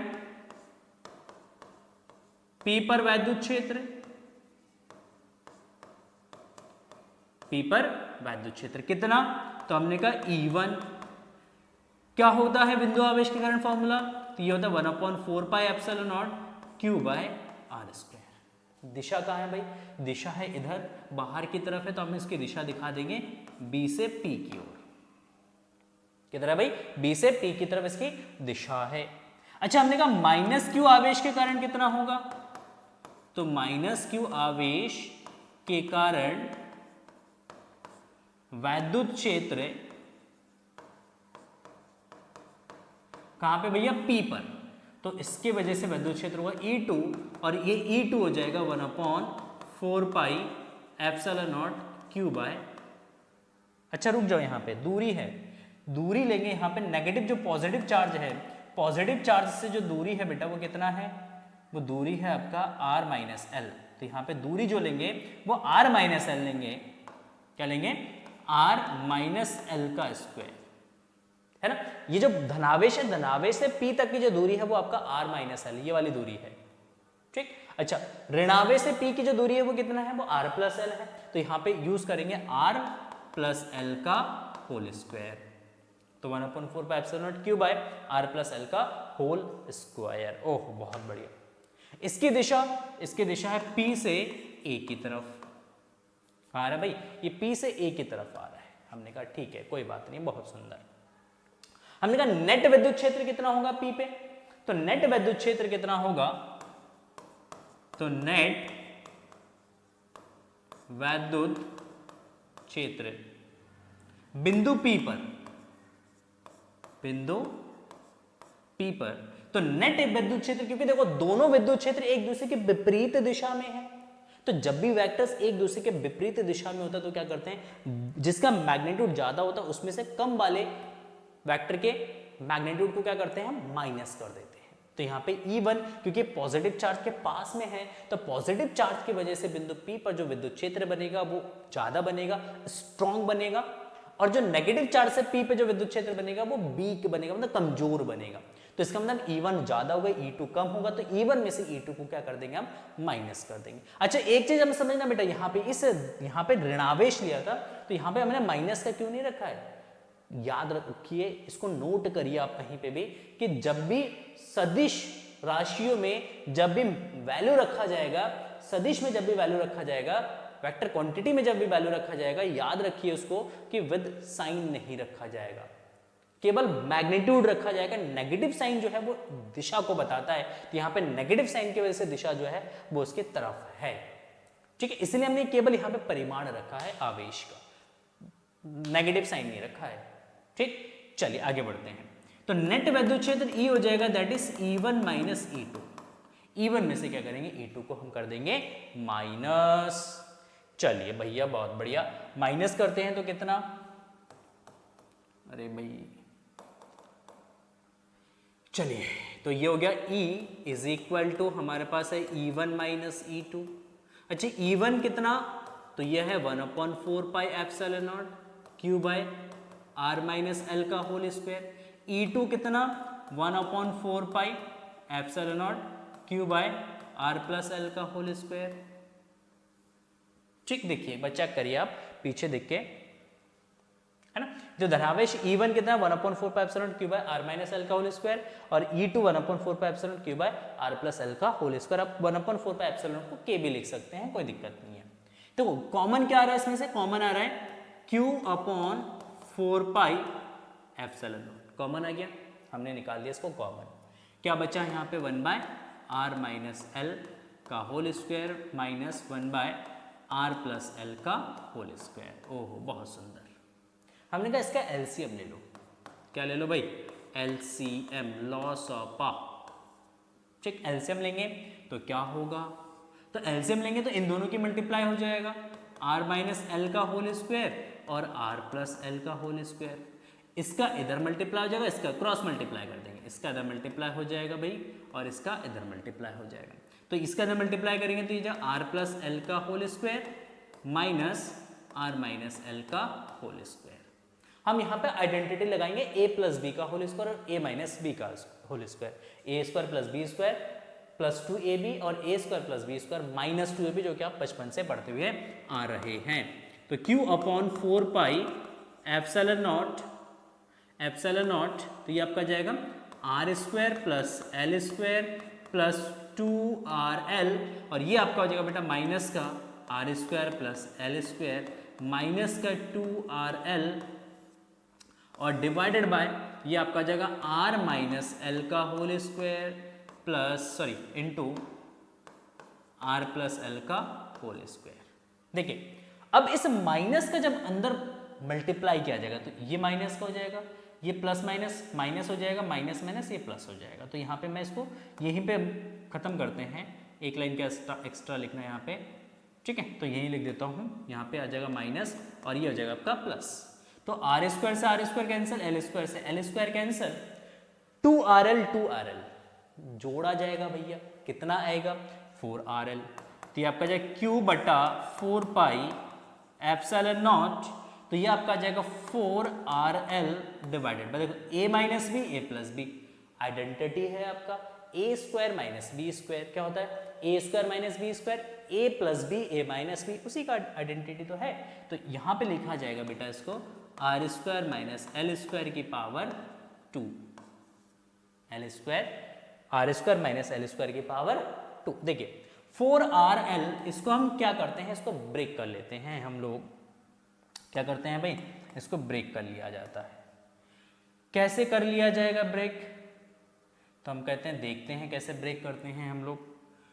तो ये आ जाएगा E इज इक्वल टू, अरे भाई पेन का कलर चेंज ना हुआ, क्या बात, चलिए अब हो जाएगा colour change. E is equal to Q, या इसको ऐसे लिखा जाता है 1/4 pi epsilon not Q into 2l और 2r divided by r square minus L square का होल स्क्वायर। देखिए हमने यहाँ पे 4rl है ना, इस 4rl को लिखा हमने 2r into 2l, 2r into 2 जब 4 हो जाएगा, ठीक, तो 2l इंटू 2r, तो Q इंटू 2l आपका, देखिए हमने यहाँ पे लिखा था डायपोल मोमेंट, है ना, P is equal to Q into 2l। तो Q इंटू 2l को हम रिप्लेस कर सकते हैं बेटा P से, तो हम यहाँ पे लिखेंगे P, तो ये आपका जाएगा 1/4 pi epsilon not 2pr divided by R square minus L square का होल स्क्वायर। तो ये बन गया हमारा इलेक्ट्रिक फील्ड E। क्या बन गया भैया, ये बन गया इलेक्ट्रिक फील्ड E का फॉर्मूला अक्षीय स्थिति पर। चलिए एक और फॉर्मूला यहां पे बनाते हैं हम। यदि हम मान लेते हैं कि R जो है वो ज्यादा है किससे भैया, L से, R is greater than L, ठीक, तो R स्क्वायर ग्रेटर देन क्या हो जाएगा आपका L स्क्वायर, ठीक। तो हम क्या करेंगे बेटा, यहाँ पे L स्क्वायर को क्या कर देंगे, एक और ग्रेटर लगा देना, L स्क्वायर को हम कर देंगे नेग्लेक्ट, L स्क्वायर हो जाएगा हमारा नेग्लेक्ट, हमने कर दिया इसको नेग्लेक्ट, ठीक। नेग्लेक्ट करेंगे तो यहाँ पे यहाँ से L स्क्वायर को नेग्लेक्ट कर देंगे तो इक्वेशन हमारा बनेगा 1/4 pi epsilon not 2pr divided by ये जो आर स्क्वायर का स्क्वायर। देखिए नीचे ऊपर आपका एक आर है, नीचे आपका आर स्क्वायर का स्क्वायर, तो आर की पावर 4 आ जाएगा, है ना। एक आर से एक आर कैंसिल हो तो पावर यहाँ पे बचेगा आपका 3, तो ये आपका जाएगा 1/4 pi epsilon not 2p divided by R cube. तो ये हो जाएगा हमारा electric field E, electric field E. हमने क्या कहा, हमने कहा भैया मान लो इसको सदिश रूप में लिखना है, तो इसका सदिश रूप जो होगा वो हो जाएगा vector E is equal to 1/4 pi epsilon not 2p divided by R cube, और यहाँ पे लिख देंगे बेटा p क्यूब। क्यों, रीजन है, देखिए इलेक्ट्रिक फील्ड जो नेट बनेगा यहाँ पे, नेट जो इलेक्ट्रिक फील्ड बनेगा वो इस डायरेक्शन में बनेगा, इस डायरेक्शन में नेट इलेक्ट्रिक फील्ड बनेगा, और आपका डायपोल मोमेंट भी इसी डायरेक्शन में है, P भी आपका इसी डायरेक्शन में है। तो अगर P और E दोनों सेम दिशा में है तो P के डायरेक्शंस को हम E के डायरेक्शंस को हम P कैप से रिप्रेजेंट कर सकते हैं। तो यहाँ पे हमने इसको P कैप से रिप्रेजेंट किया है। ठीक, एक छोटा सा टॉपिक और बता देते हैं यहाँ पे कि अगर मान लो हमें E और R के बीच में ग्राफ प्लॉट करना हो तो ग्राफ कैसे बनेगा, तो इसका ग्राफ जो बनाया जाएगा इसका ग्राफ E वर्सेस R का, E वर्सेस R का ग्राफ बनाया जाएगा। तो E वर्सेस R का जो ग्राफ बनेगा वो कैसे बनेगा, वो बनेगा आपका, देखो रिलेशन क्या है, E is proportional to 1/r क्यूब, तो E is proportional to 1/r cube का ग्राफ हमेशा बेटा पैराबोलिक शेप में बनेगा, कुछ इस तरीके से बनेगा। ये आपका हो जाएगा R और ये हो जाएगा आपका E, ग्राफ जो बनेगा वो पैराबोलिक शेप का ग्राफ बनेगा। ठीक है, गॉट इट। आई होप आपको समझ में आ गया होगा कि अक्षीय स्थिति पर वैद्युत क्षेत्र की तीव्रता हमें कैसे कैलकुलेट करना है। चलिए आगे बढ़ते हैं, नेक्स्ट लेते हैं हम, नेक्स्ट टॉपिक हमारा वैद्युत द्विध्रुव के कारण निरक्षीय स्थिति में विद्युत क्षेत्र। ये भी इंपॉर्टेंट है और ये भी आपका मोस्ट इंपॉर्टेंट है ना। वैद्युत द्विध्रुव के कारण निरक्षीय स्थिति में वैद्युत क्षेत्र की तीव्रता क्या होगा। निरक्षीय स्थिति का मतलब क्या होता है, सबसे पहले हम ये समझते हैं निरक्षीय स्थिति होता क्या है। तो हमने कहा मान लो ये हमारे पास एक वैद्युत द्विध्रुव है, हमने कहा मान लो ये हमारे पास क्या भैया एक वैद्युत द्विध्रुव है। ठीक, हमने कहा बिल्कुल है, चलिए बहुत बढ़िया है ना। और इस वैद्युत द्विध्रुव के इस बिंदु पर मान लेते हैं यहाँ पे इस कोने पे आपका प्लस क्यू चार्ज रखा है और इस कोने पे मान लो माइनस का क्यू चार्ज रखा है ना। इस द्विध्रुव का अपना एक बिंदु है O, केंद्र बिंदु है O, है ना। और इस केंद्र बिंदु O के लंबवत अगर कोई भी रेखा पास होती है, इस केंद्र बिंदु के लंबवत अगर कोई भी रेखा पास होती है तो इस रेखा को जो है बोला जाएगा निरक्षीय रेखा। और इस रेखा पर अगर कोई भी बिंदु स्थित है तो इस बिंदु को बोला जाएगा निरक्षीय स्थिति। क्या बोला जाएगा भैया, निरक्षीय स्थिति बोला जाएगा। ओहो बहुत सुंदर, गजब, बहुत सुंदर। तो मान लेते हैं इसके केंद्र O से R दूरी पर, इसके केंद्र O से R दूरी पर मान लेते हैं यहां पे एक बिंदु है P भैया। इस बिंदु P पर विद्युत क्षेत्र की तीव्रता ज्ञात करनी है। तो इस बिंदु P पर विद्युत क्षेत्र की तीव्रता ज्ञात करने के लिए देखिए यहां से इस पॉजिटिव चार्ज से जो दूरी है, यहां से जो इसकी दूरी होगी ये कितना वो कैलकुलेट करेंगे, और इसकी वजह से जो विद्युत क्षेत्र होगा वो किस दिशा में होगा, तो इसकी वजह से जो विद्युत क्षेत्र होगा वो इससे बाहर की दिशा में होगा, इस दिशा में, इधर इलेक्ट्रिक फील्ड आपका इस डायरेक्शन में होगा, क्योंकि धनावेश से दूर की तरफ होता है, ऋणावेश की तरफ होता है ना। और ऋणावेश की वजह से जो विद्युत क्षेत्र होगा वो इसकी तरफ होगा, इसके डायरेक्शन में होगा, इस तरीके से, इस तरीके से हम विद्युत ऋणावेश के लिए विद्युत क्षेत्र की दिशा दिखाएंगे अंदर की तरफ। ठीक है, क्लियर है, इतनी बातें आपको समझ में आ रहा है बेटा, जल्दी से बताइए कमेंट सेक्शन में। अरे ये रिफ्रेश हो जाता है। हरे हरे हरे हरे हरे हरे हरे हरे हरे हरे। देखो इसके लिए विद्युत क्षेत्र जो है वो कहाँ होगा, वो अंदर की तरफ होगा, इनवर्ट डायरेक्शन में होगा, इस दिशा में होगा। धनावेश के लिए जो विद्युत क्षेत्र है मान लेते हैं ये E1 है, और ऋणावेश के लिए जो विद्युत क्षेत्र है मान लेते हैं कितना है बेटा E2 है। तो धनावेश से बाहर की तरफ, ऋणावेश के लिए अंदर की तरफ आ जाएगा। ठीक। अच्छा, इस सेंटर वाले लाइन को ना थोड़ा सा एक्सटेंड कर देते हैं हम लोग। ये जो सेंटर वाली जो लाइन है इसको थोड़ा सा आगे एक्सटेंड कर देते हैं हम लोग। बढ़ेगा नहीं क्या? ये बढ़ना तो चाहिए इसको, तो इसको थोड़ा सा आगे एक्सटेंड कर देते हैं हम लोग, ठीक है। और यहाँ पे हॉरिजॉन्टल एक लाइन ड्रॉ कर लेते हैं। किस दिशा में? इस दिशा में एक लाइन ड्रॉ कर लेते हैं हम लोग। एक मतलब एक्सिस बना लेते हैं, एक्स अक्ष और वाई अक्ष। हमने ये बना लिया एक्स और वाई अक्ष। चलिए अब देखिए, मान लेते हैं यहाँ पे ये वाला जो एंगल है ना, ये एंगल है आपका थीटा, ये वाला एंगल भी है आपका थीटा, ठीक। अगर ये थीटा है तो यहाँ पे ये वाला एंगल थीटा हो जाएगा। अगर ये वाला एंगल थीटा है तो ये आपका एंगल थीटा हो जाएगा, क्योंकि यहाँ पे जेड बन रहा है, शीर्षाभिमुख कोण है, ठीक है। चलिए अब E1, इस E1 के दो कंपोनेंट बनेंगे बेटा, एक इस डायरेक्शन में E1 cos थीटा, एक आपका बनेगा इस डायरेक्शन में E1 sin थीटा, ठीक। ये हो जाएगा आपका हॉरिजॉन्टल कंपोनेंट, ये हो जाएगा आपका वर्टिकल कंपोनेंट, ठीक। अच्छा, इस E2 के भी दो कंपोनेंट बनेंगे, एक हॉरिजॉन्टल डायरेक्शन में इधर बनेगा प्लस E2 cos थीटा, और एक इस दिशा में बनेगा E2 sin थीटा। अच्छा, डायपोल की कुल लंबाई कितना है भाई? 2l, तो ये डिस्टेंस हो जाएगा आपका l, ये वाली डिस्टेंस हो जाएगा l, ये r है, तो पाइथागोरस लगाएंगे तो बेटा ये वाली जो दूरी है ये आपका जा R square plus L square, और ये वाली दूरी हो जाएगा बेटा आपका R square plus L square. ओह बहुत सुंदर सर, मजा आ गया। डायग्राम बहुत अच्छे तरीके से समझ में आ गया, नहीं हुआ तो एक बार रिवाइज कर लीजिए, समझ में आ जाएगा।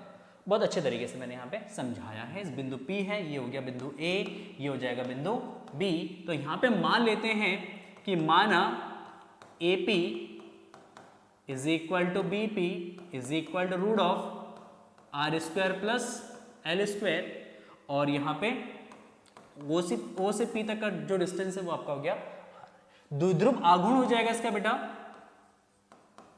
द्विध्रुव आघूर्ण हम निकालेंगे तो इसका द्विध्रुव आघूर्ण हो जाएगा P, that is Q into 2L। इन दोनों में से किसी भी एक आवेश का परिमाण ले लेंगे Q, तो Q इंटू 2L जो है इसका द्विध्रुव आघूर्ण हो जाएगा। देखिए, धनावेश के लिए इस बिंदु P पर विद्युत क्षेत्र निकालेंगे, सेम एज इट इज ऋणावेश के लिए निकालेंगे विद्युत क्षेत्र। तो प्लस Q आवेश के कारण, आवेश के कारण P पर विद्युत क्षेत्र कितना भाई? तो इसके कारण विद्युत क्षेत्र है E1 कितना 1/4 pi epsilon not Q by AP का स्क्वायर। A से P तक का जो डिस्टेंस है उसका स्क्वायर। A से P तक का डिस्टेंस कितना है भाई? Root of R square plus L square. अगर स्क्वायर करेंगे तो रूट कैंसिल हो जाएगा, वैल्यू रख देंगे यहाँ पे, तो आपका जो 1/4 pi epsilon not Q by R square plus L square. ओह बहुत सुंदर। दिशा A से P की तरफ है, A से P की तरफ इसकी दिशा है। चलिए नेक्स्ट, माइनस ऋणावेश के कारण, ऋणावेश के कारण P पर विद्युत क्षेत्र, P पर विद्युत क्षेत्र कितना होगा? तो ये हो जाएगा बेटा E2, और E2 is equal to again 1/4 pi epsilon not Q by BP का स्क्वायर। अच्छा, BP कितना है? तो BP भी आपका root of R square plus L square है, तो इसका स्क्वायर करेंगे रूट कैंसिल हो जाएगा, तो 1/4 pi epsilon not Q divided by R square plus L square. Direction हो जाएगा इसका P से B की तरफ। कहाँ है? P से B की तरफ इसकी दिशा है। चलिए बहुत बढ़िया। अब देखो, ऑब्जर्व करिए इन दोनों एक्सप्रेशंस को, ऑब्जर्व करिए कि तो ये दोनों एक्सप्रेशन क्या बेटा सेम है। ये भी 1/4 pi epsilon Q by R square plus L square, 1/4 pi epsilon Q by R square plus L square. So हम यहाँ पे लिख सकते हैं, इसीलिए जो E1 है वो किसके इक्वल होगा बेटा? E2 के इक्वल होगा। अगर E1 E2 परिमाण में समान है तो उस केस में क्या हो जाएगा आपका E1 sin थीटा और E2 sin थीटा, क्योंकि ये एक दूसरे के विपरीत दिशा में है और परिमाण में ये बराबर है, तो ये आपस में क्या हो जाएंगे बेटा? कैंसिल आउट हो जाएंगे। तो net dipole moment, sorry net electric field जो बनेगा वो आपका बनेगा E1 cos theta plus E2 cos theta.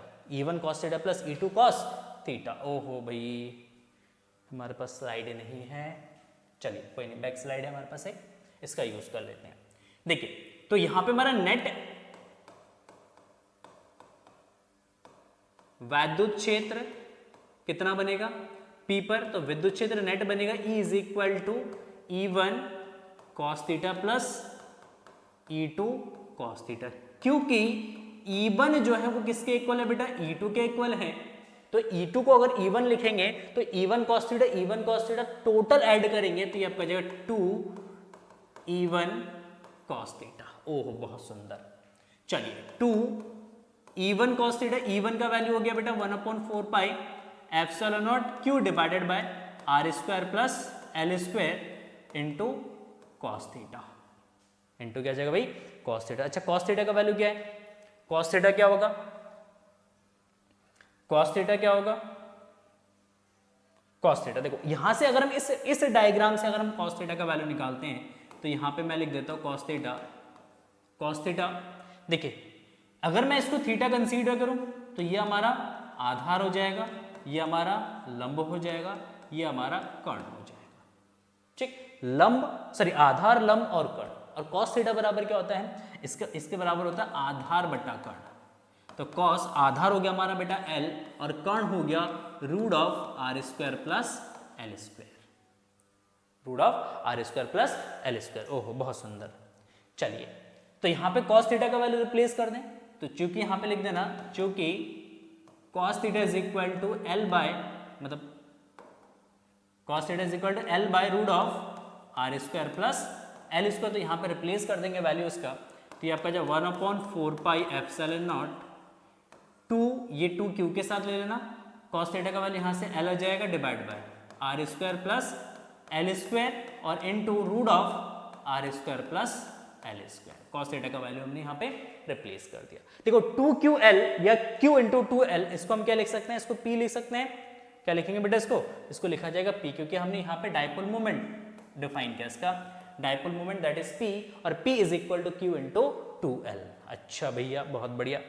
तो यहाँ पे Q इंटू 2L की जगह P लिख देंगे, तो यहाँ पे लिख देना चूंकि P is equal to Q into 2L, तो ये P हो जाएगा, तो ये आपका जब 1/4 पाई एप्सिलॉन नॉट, ये आपका जब P डिवाइडेड बाय, देखो इसकी पावर है 1, इसकी पावर है 1/2, तो 1 प्लस 1/2 को ऐड करोगे तो पावर आएगा बेटा 3/2, तो यहाँ पे इसकी पावर हो जाएगा R square plus L square की पावर 3/2।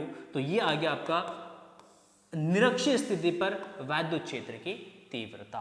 याद रखिएगा इस फॉर्मूले को, E is equal to 1/4 pi epsilon nought P divided by R square plus L square की पावर 3/2।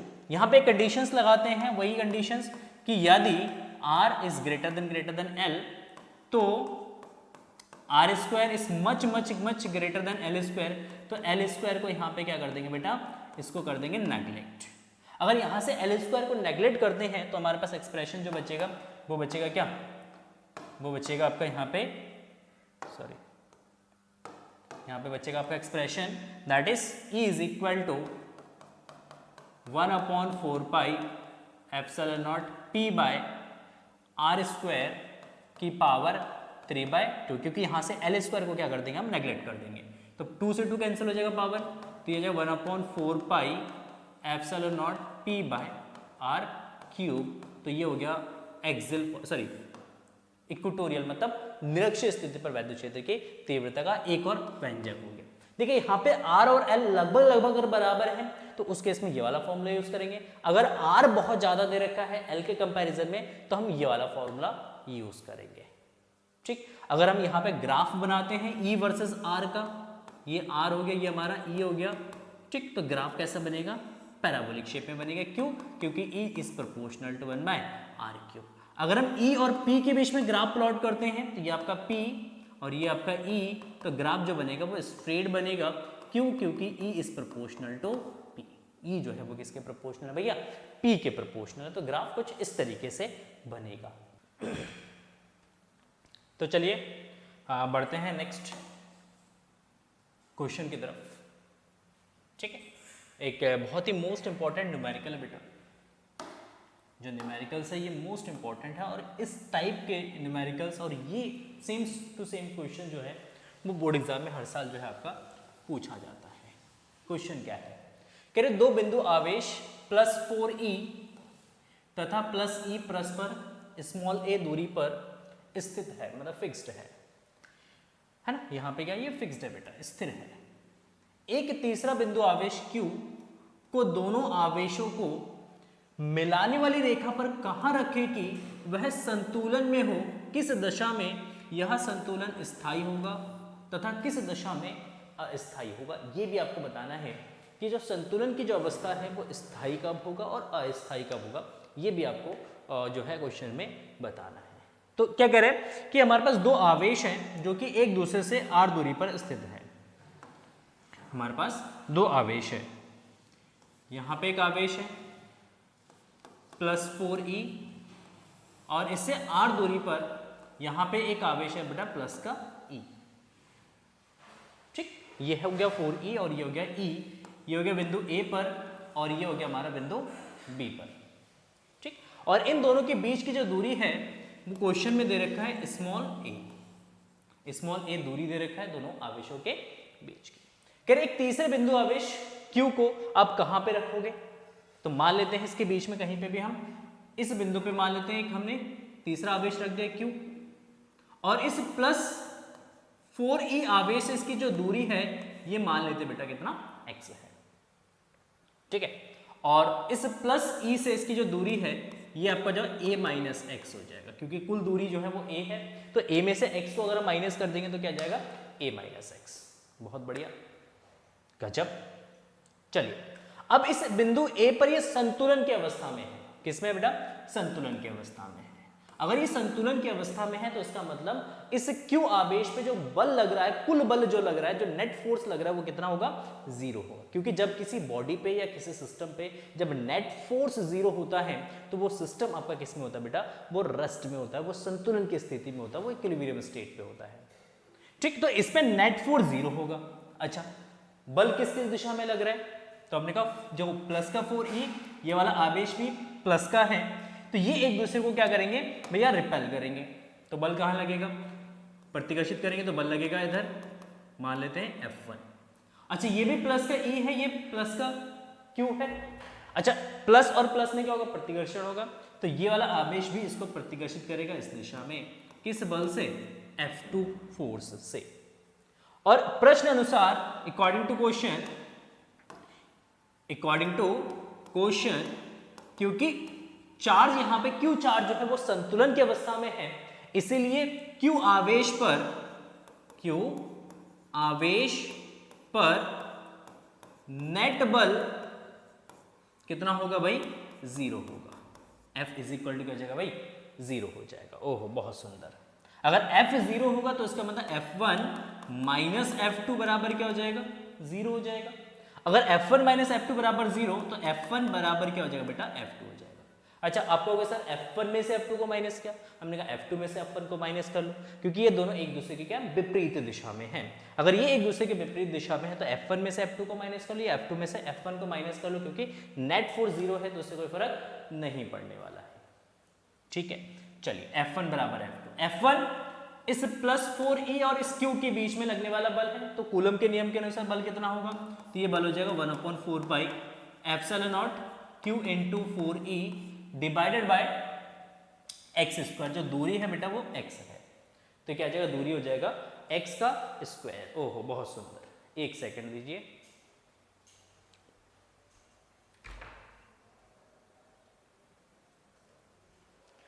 अच्छा, F2 क्या है भाई, F2 जो है बेसिकली अगर हम बात करेंगे तो ये Q और E के बीच में लगने वाला बल है।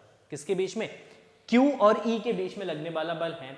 तो अकॉर्डिंग टू कूलम्स लॉ ये बल कितना हो जाएगा, तो ये आपका जो 1/4 pi epsilon not Q × E divided by जो ये जो दूरी है ये आपका हो गया a माइनस एक्स, ठीक है, a माइनस एक्स का स्क्वायर। a माइनस एक्स का क्या हो जाएगा बेटा, ये हो जाएगा स्क्वायर। देखो 1/4 pi epsilon nought 1/4 pi epsilon nought, खल्लास। Q ने Q को मार डाला, E ने E को मार डाला, तो ये आपस में क्या हो गए, कट गए, खत्म हो गए, मार पीट के कट पिट के ये क्या हो गए, खत्म हो गए। क्या बचा भाई, यहां पे बचा 4, तो 4/x² इज इक्वल टू यहां पे बचा बेटा आपका 1/a माइनस एक्स का होल स्क्वायर। ठीक, देखो इसको हम लिख सकते हैं, देखो 2/x, तो 2/x का whole square is equal to, इसको लिखेंगे 1/a माइनस एक्स का होल स्क्वायर। स्क्वायर ने स्क्वायर को भी काट डाला, स्क्वायर ने स्क्वायर को काट डाला, अच्छा ये काट डाला, ठीक है, तो क्या बचा हमारे पास, तो हमारे पास बचा यहाँ पे 2/x is equal to 1/a minus का x। हमने कहा इसका क्रॉस मल्टीप्लाई कर दो क्रॉस मल्टीप्लाई, तो क्रॉस मल्टीप्लाई 2 का इससे मल्टीप्लाई करोगे तो 2a minus 2x is equal to क्या हो जाएगा, x, 2x को उठा के इधर पटको तो ये आपका जाएगा 2x प्लस x, तो ये हो जाएगा आपका 3x, तो यहां से x बराबर हो जाएगा 2a/3। तो जो x का जो मान आएगा यहां पे वो आ जाएगा 2a/3। इसका मतलब इस 4e आवेश से 2a/3 दूरी पर आपका जो बल होगा वो कितना, सॉरी जो आवेश होगा वो क्या होगा, वो संतुलन की अवस्था में होगा। क्या होगा भाई, संतुलन की अवस्था में। अच्छा, आपसे पूछा किस दशा में ये संतुलन स्थायी होगा और किस दशा में ये अस्थायी होगा, तो इसके लिए आप लिखेंगे कि अगर Q जो है यहां पे आपका पॉजिटिव है, Q क्या भाई, Q है आपका पॉजिटिव,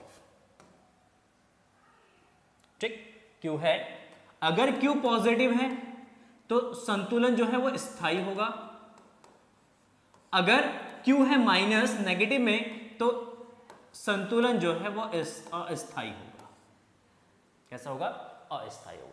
अगर आप यहां पे प्लस का Q आवेश रखेंगे तो जो संतुलन बनेगा वो स्थायी की अवस्था में बनेगा, अगर आप माइनस का आवेश रखेंगे तो संतुलन जो है वो अस्थायी की अवस्था में बनेगा, अस्थायी संतुलन हम उसको बोलेंगे। सर ऐसा क्यों, सर ऐसा क्यों, तो मैंने कहा ऐसा इसलिए क्योंकि देखो समझो इसको एक बार, थोड़ा सा छोटा सा कॉन्सेप्ट है, समझ लो आप, जिंदगी भर आपको याद रहेगा, ठीक, और इस तरीके के क्वेश्चन जब भी आएंगे आप इजीली उसको सॉल्व कर सकते हैं। तो ये प्लस का 4e, यहाँ पे है प्लस का e, यहाँ पे मान लो अगर आपने प्लस Q चार्ज रख दिया और इस प्लस Q चार्ज को उठा के आपने यहाँ पे शिफ्ट कर दिया, है ना, इस चार्ज को यहाँ से उठा के आपने कहाँ शिफ्ट कर दिया, यहाँ पे शिफ्ट कर दिया, तो ये दूरी जो है घट जाएगा और ये दूरी बढ़ जाएगा, ये वाली दूरी।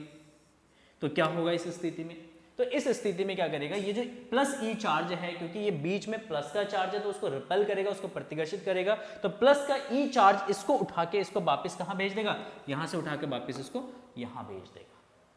या अगर आप इस चार्ज को यहां से सेंटर से उठा के अगर मान लो यहां पे छोड़ देते हैं तो ये दूरी घट जाएगा, तो इसका इन दोनों के बीच का जो प्रतिकर्षण बल है ये प्रतिकर्षण बल बढ़ जाएगा और इन दोनों के बीच की दूरी बढ़ जाएगा, जिसकी वजह से प्रतिकर्षण बल क्या जाएगा बेटा, घट जाएगा।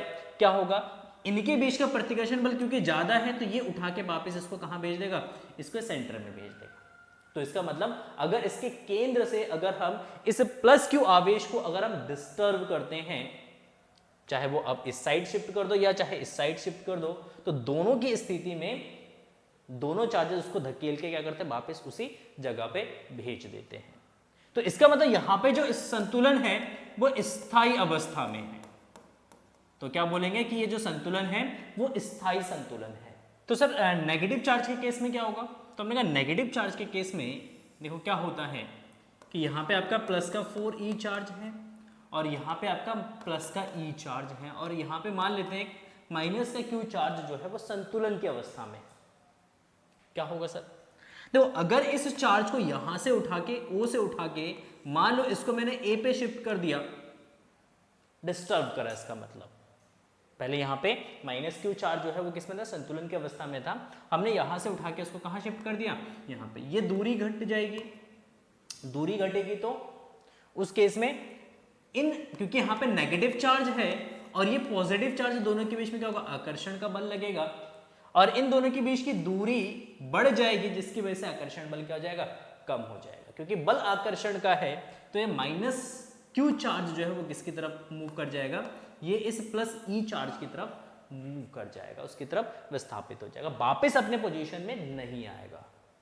या अगर मान लो यहां से उठा के हमने चार्ज को यहां पे शिफ्ट कर दिया तो ये दूरी घट गई, अब इन दोनों के बीच में आकर्षण बल बढ़ेगा, इन दोनों के बीच का आकर्षण बल क्या हो जाएगा, घट जाएगा। क्या होगा, ये नेगेटिव चार्ज उठ के कहां आ जाएगा, ये प्लस 4e की तरफ शिफ्ट हो जाएगा, वापस अपने पोजीशन में नहीं जाएगा। क्योंकि जब हमने इस चार्ज को उसके संतुलन की अवस्था से क्या कर रहे हैं बेटा, हम डिस्टर्ब कर रहे हैं उसको, तो क्या हो रहा है कि चार्ज जो है अगर वो हम उसको प्लस ई की तरफ शिफ्ट करते हैं तो प्लस ई की तरफ मूव कर जाता है, अगर हम प्लस 4e की तरफ शिफ्ट करते हैं तो प्लस 4e की तरफ वो शिफ्ट हो जाएगा।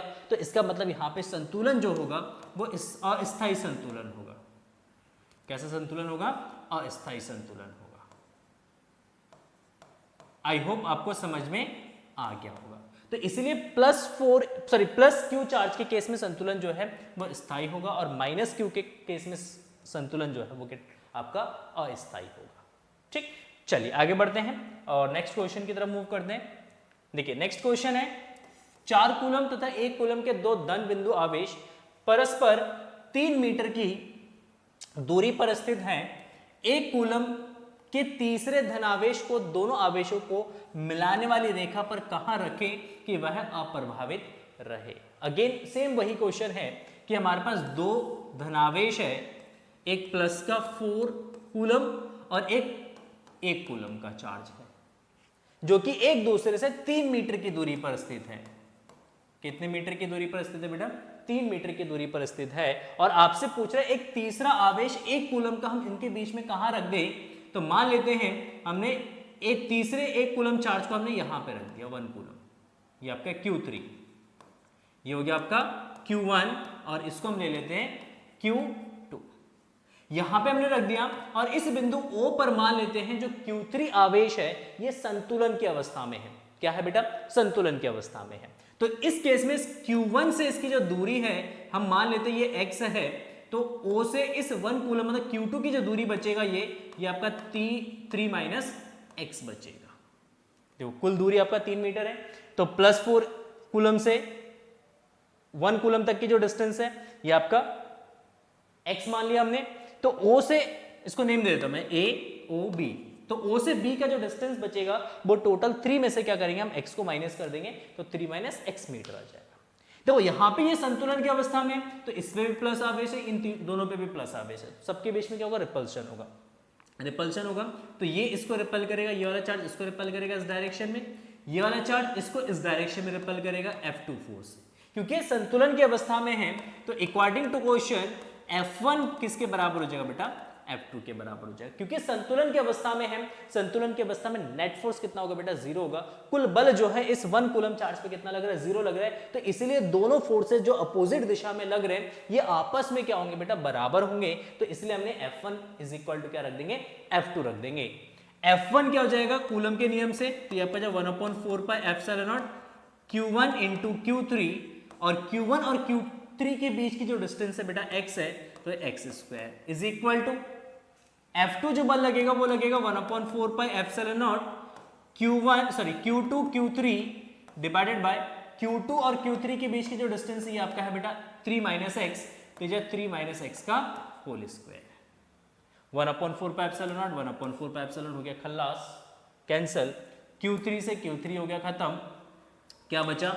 Q1 by x square is equal to Q2 by 3 minus x का होल स्क्वायर।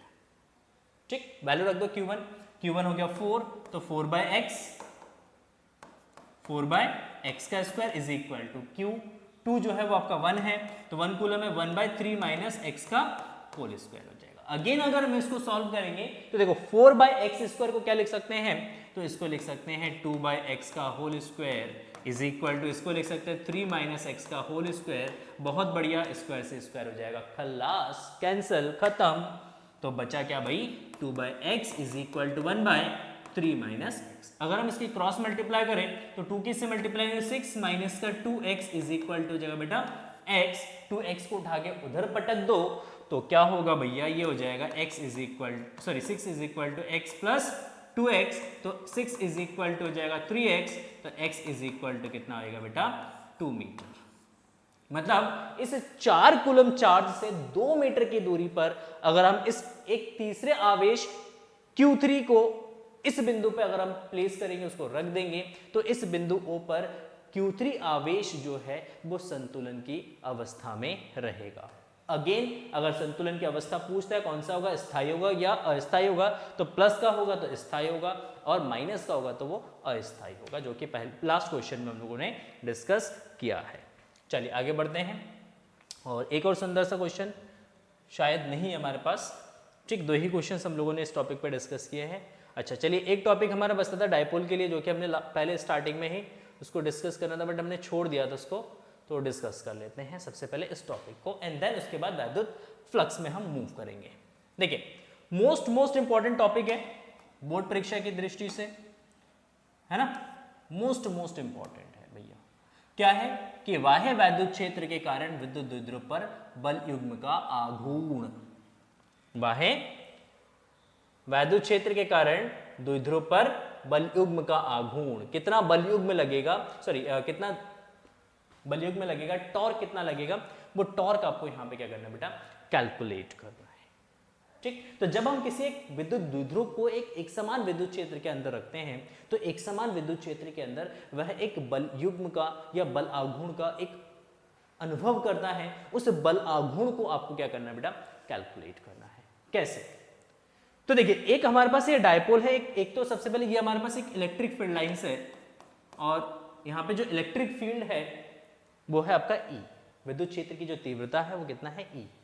इस विद्युत क्षेत्र के अंदर, एक समान विद्युत क्षेत्र के अंदर हमारा एक वैद्युत द्विध्रुव रखा हुआ है, और वैद्युत द्विध्रुव के इस एंड पे आपका प्लस का Q आवेश रखा हुआ है, और इस एंड पे आपका माइनस का आवेश रखा हुआ है। ओहो बहुत सुंदर सर, बहुत बढ़िया, है ना। और इस द्विध्रुव के बीच की जो कुल दूरी है भाई, वो दूरी हो जाएगा कितना, तो इसको हम एक लाइन से रिप्रेजेंट कर लेते हैं, है ना। ये जो दूरी है, ये दूरी है हमारा 2L, क्योंकि डायपोल की जो लेंथ लिया जाता है बेटा, ये जो दूरी हम लेंगे, ये दूरी कितना, ये है 2L।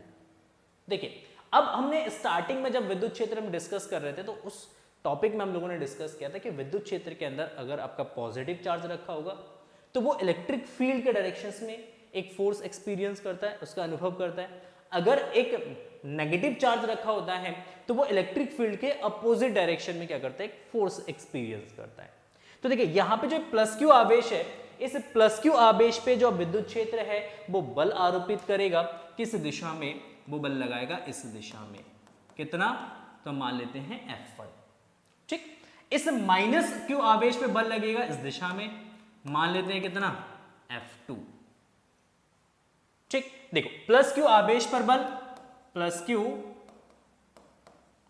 आवेश पर बल कितना, F1। F1 is equal to that is Q into E, विद्युत क्षेत्र की दिशा में, तो यहां पे लिखते हैं E की दिशा में। ओहो बहुत सुंदर, बहुत बढ़िया। अच्छा माइनस क्यू आवेश पर, माइनस क्यू आवेश पर बल कितना लगेगा, तो ये लगेगा F2, कितना, तो ये जाए Q इंटू E, क्योंकि इसका भी चार्ज Q है, ये इलेक्ट्रिक फील्ड के अंदर रखा हुआ है, तो बल कितना लगेगा इसमें, Q इंटू E। किसकी दिशा में, तो E की विपरीत दिशा में। ओहो सुंदर, बहुत बढ़िया। देखो ये दोनों बल परिमाण में क्या है बेटा, समान है। ये दोनों बल F1 और F2 परिमाण में क्या है भाई, समान। ये भी Q इंटू E है, ये भी Q इंटू E है। दोनों बल विपरीत दिशा में लग रहे हैं, एक विद्युत क्षेत्र की दिशा में है, दूसरा विद्युत क्षेत्र के विपरीत दिशा में है। ओह बहुत सुंदर। हमने कहा जब भी किसी वस्तु पे या किसी सिस्टम पे दो बल विपरीत दिशा में कार्य करते हैं और उनका परिमाण समान होता है और दोनों की क्रिया रेखाएं अलग अलग होती है। देखो ये जो बल है वो इस क्रिया रेखा के अनुदिश है और ये वाले जो बल है वो इस क्रिया रेखा के अनुदिश है।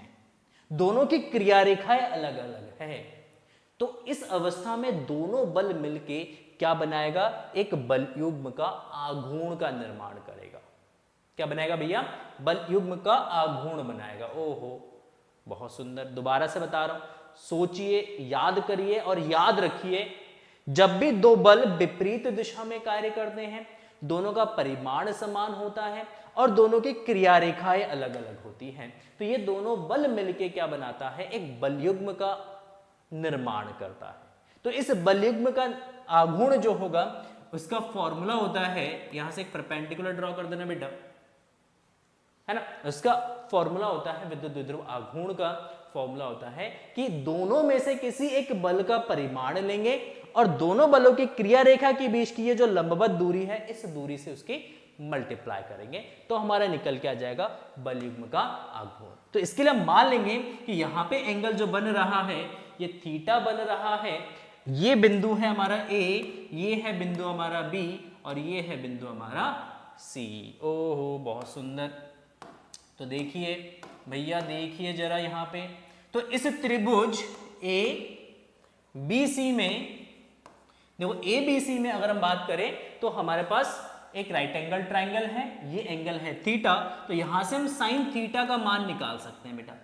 साइन थीटा निकालेंगे तो देखिए ये हो जाएगा आपका आधार, ये हो जाएगा आपका लंब और ये हो जाएगा आपका कर्ण, हाइपोटेनियस, जिसको इंग्लिश में क्या बोलते हैं, हाइपोटेनियस। तो साइन थीटा बराबर होता है लंब बट्टा कर्ण, तो जो लंब बट्टा कर्ण, तो लंब है यहां पे आपका ये BC,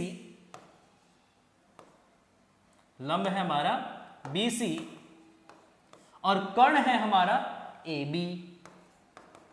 तो भाई यहां से बताओ कि BC किसके बराबर होगा, तो BC जो है, क्योंकि ये लंब दूरी है, तो ये लंब दूरी BC जो है वो किसके इक्वल होगा, AB का जब गुणा कर देंगे हम, तो जो AB साइन थीटा। अच्छा AB A से B तक की दूरी ये क्या है भाई, ये 2L के बराबर है, तो जो 2L साइन थीटा है ना, तो जो BC है आपका वो किसके इक्वल हो जाएगा, 2L साइन थीटा के बराबर हो जाएगा। ओह भैया मजा आ गया।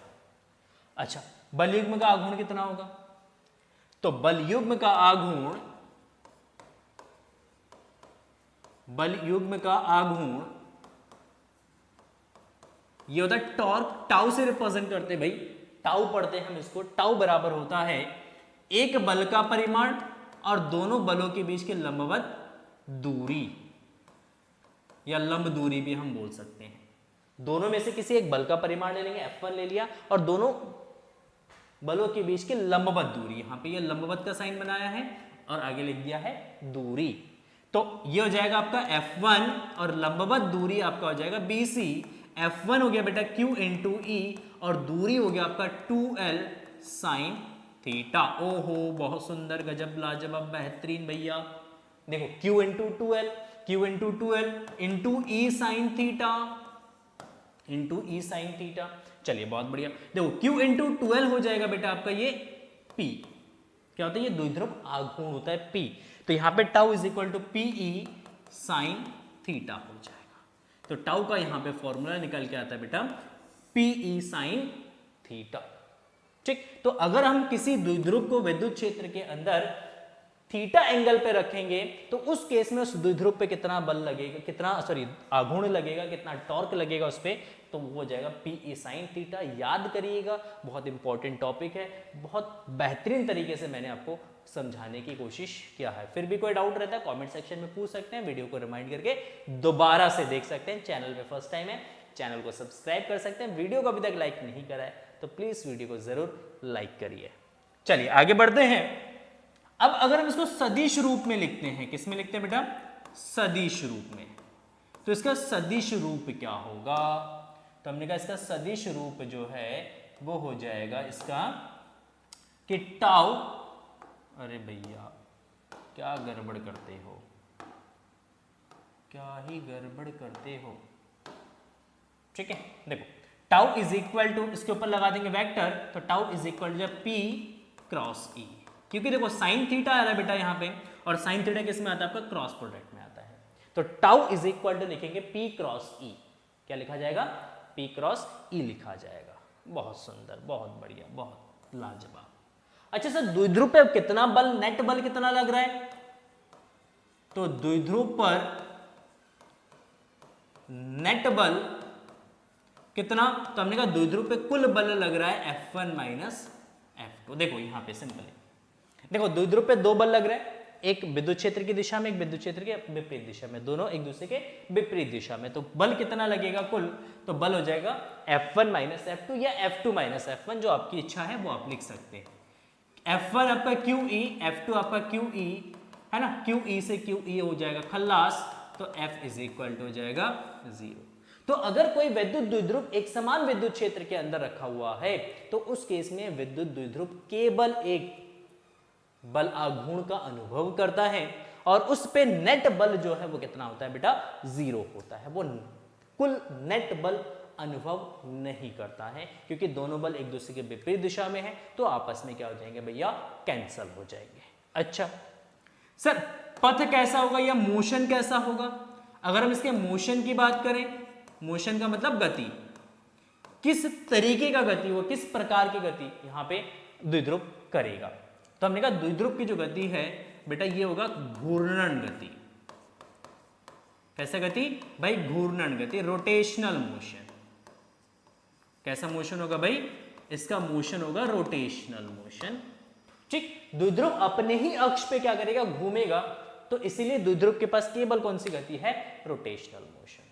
बहुत बढ़िया, बहुत सुंदर। याद रखिएगा, कभी एमसीक्यूज में आपसे पूछ लिया जाता है कि अगर एक समान विद्युत क्षेत्र में एक विद्युत द्विध्रुव रखा हुआ है तो उस विद्युत द्विध्रुव में किस प्रकार की गति होगा, तो उसमें केवल घूर्णन गति होगा।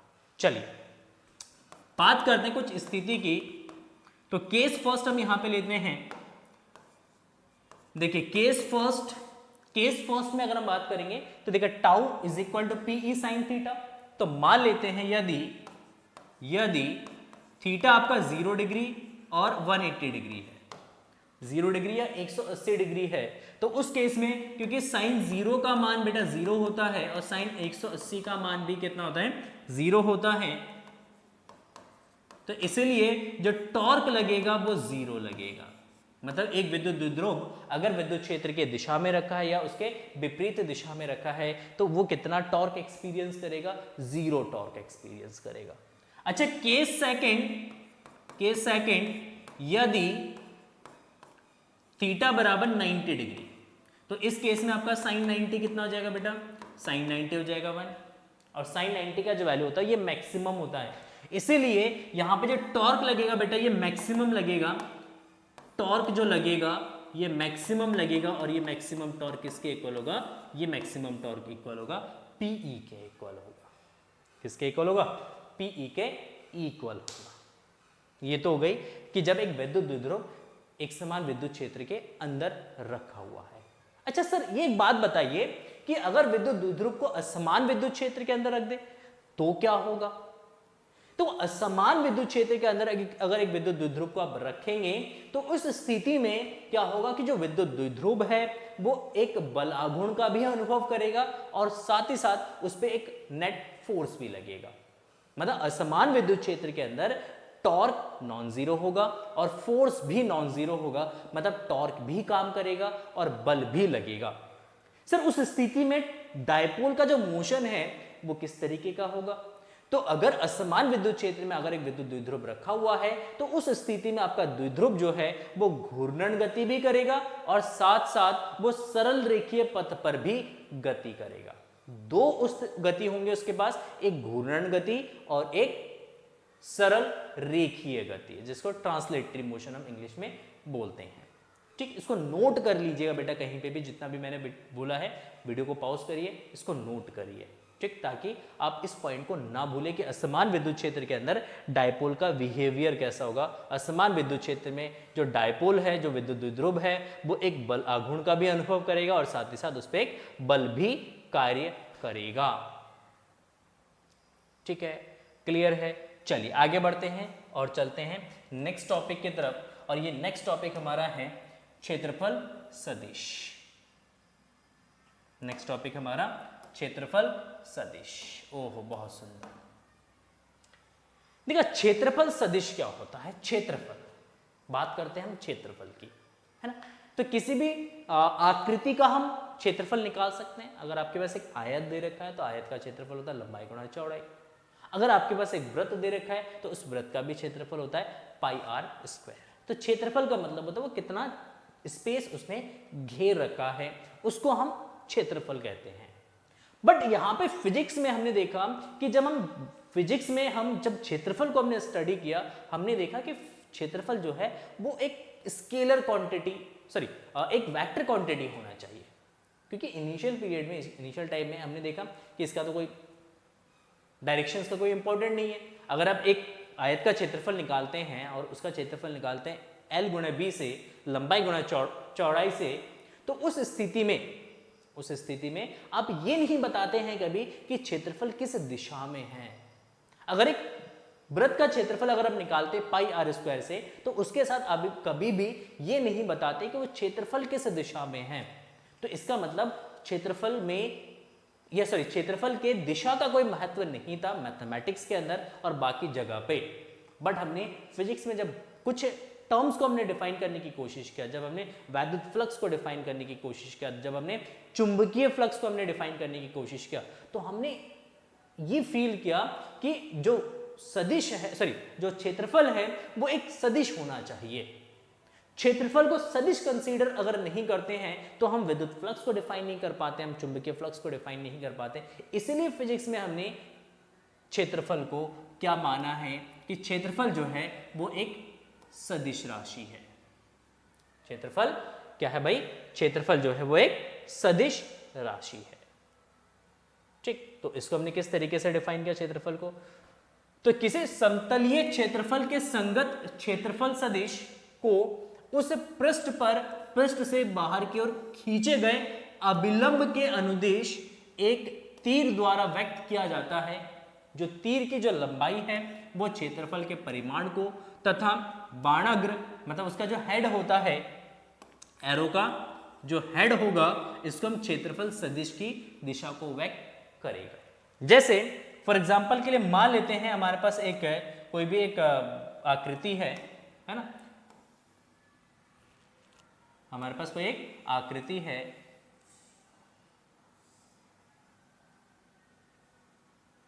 ठीक, मान लेते एक हमारे पास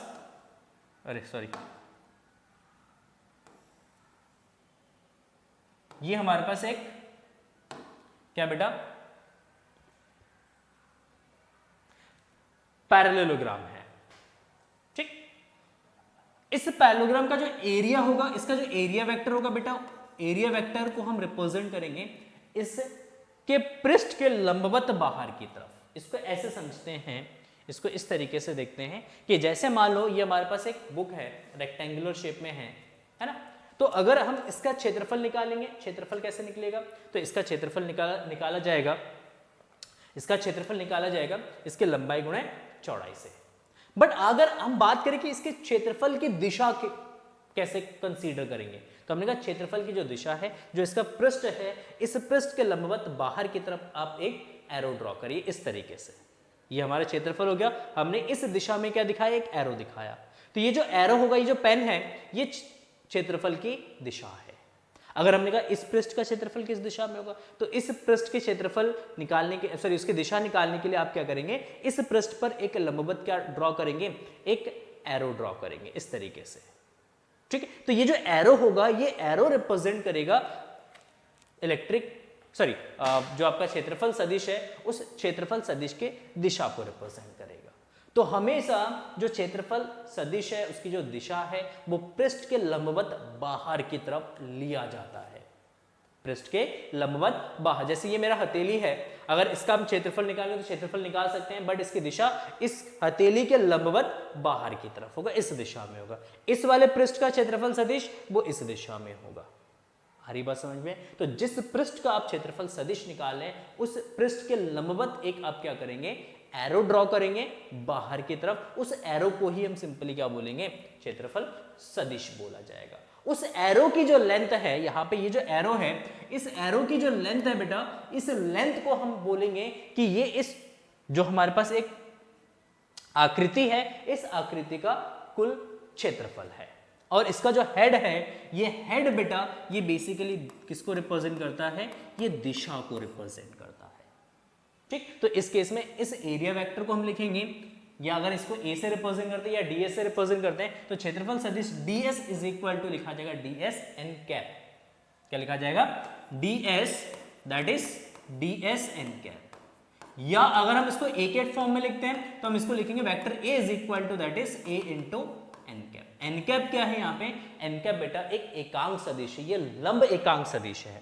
जहां एन कैप जो है, जहां एन कैप लंब एकांक सदिश है, ये लंब एकांक सदिश है। और फिजिक्स में जो एकांक सदिश होते हैं, जो यूनिट वेक्टर्स होते हैं बेटा, ये हमेशा वेक्टर के डायरेक्शंस को रिप्रेजेंट करता है। तो यहाँ पे जो वेक्टर ए है, इस वेक्टर ए के डायरेक्शंस को किससे रिप्रेजेंट करेंगे? हम एन कैप से रिप्रेजेंट करेंगे। बस इतना ही सफिशिएंट है। याद रखिए क्षेत्रफल एक सदिश राशि है और क्षेत्रफल की जो दिशा है वो पृष्ठ के लंबवत बाहर की तरफ होता है, और उसको हम इस तरीके से क्या कर सकते हैं बेटा? रिप्रेजेंट कर सकते हैं। इतना आपके लिए सफिशिएंट है ना? इससे ज़्यादा हम इसमें डिस्कशन नहीं करते हैं। नेक्स्ट टॉपिक पे चलते हैं, that is the most important topic, और ये टॉपिक हमारा है वैद्युत फ्लक्स। टॉपिक क्या भैया? ये टॉपिक हमारा वैद्युत फ्लक्स। ओहो बहुत सुंदर, गजब।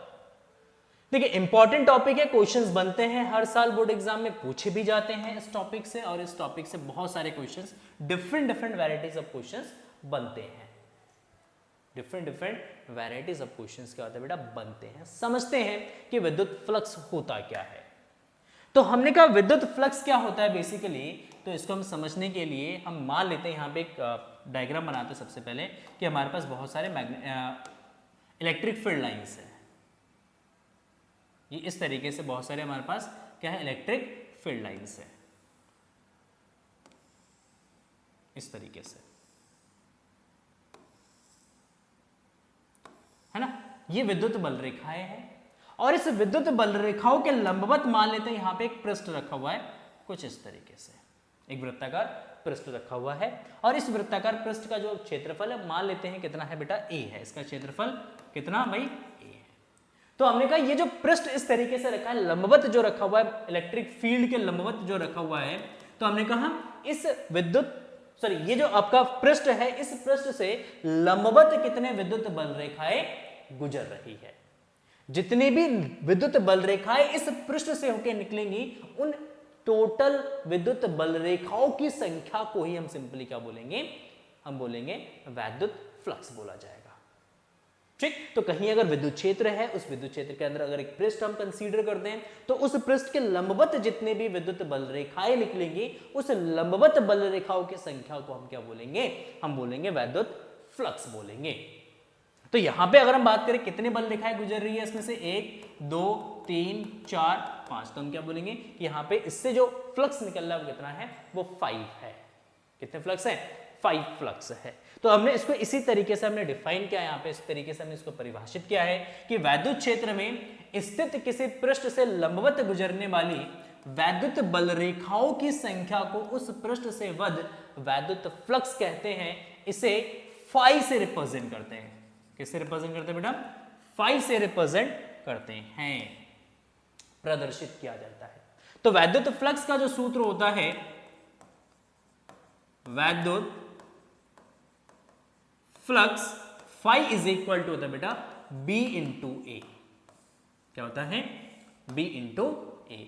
अगर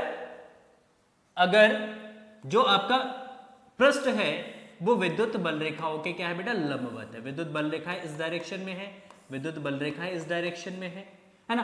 पृष्ठ विद्युत बल रेखाओं के लंबवत है, तो इसका जो सदिश वेक्टर होगा वो किस दिशा में, सॉरी एरिया वेक्टर जो होगा वो किस डायरेक्शन में होगा? इस डायरेक्शन में होगा। पृष्ठ इस तरीके से है, एरिया वेक्टर इस डायरेक्शन में। एरिया वेक्टर जो है वो इलेक्ट्रिक फील्ड के डायरेक्शन में होगा, तो एंगल यहाँ पे कितना बनेगा बेटा? वेक्टर और इलेक्ट्रिक फील्ड के बीच में जो एंगल बनेगा वो कितना बनेगा? 0 बनेगा। तो उस स्थिति में हम क्या बोलेंगे कि जो पृष्ठ है वो विद्युत क्षेत्र के लंबवत रखा हुआ है, और अगर इस तरीके का पृष्ठ है तो इस अवस्था में जो विद्युत फ्लक्स का फॉर्मूला होगा phi is equal to B into A हो जाएगा। क्या हो जाएगा बेटा? B into A. चलिए अगर मान लेते हैं विद्युत क्षेत्र और जो एरिया वेक्टर है वो एक दूसरे से थीटा एंगल पर है, अगर वो एक दूसरे से थीटा एंगल पर है तो उस स्थिति में क्या लिखा जाएगा? तो देखिए यहां पे, चलिए एक पेज यहां पे हम ऐड कर लेते हैं अलग से। ठीक है, एक पेज ऐड कर लेते हैं।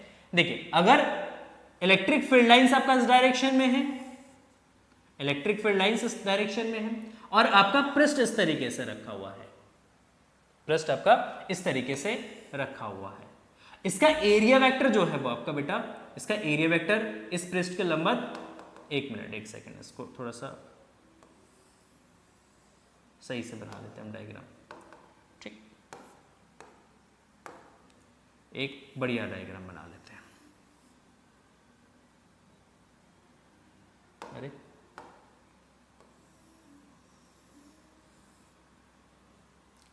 इस तरीके से आपका एक पृष्ठ है, एक सर्कुलर पृष्ठ है, और इस पृष्ठ का जो एरिया वेक्टर है हमारा इसका जो एरिया वेक्टर है बेटा, वो एरिया वेक्टर है इस डायरेक्शन में।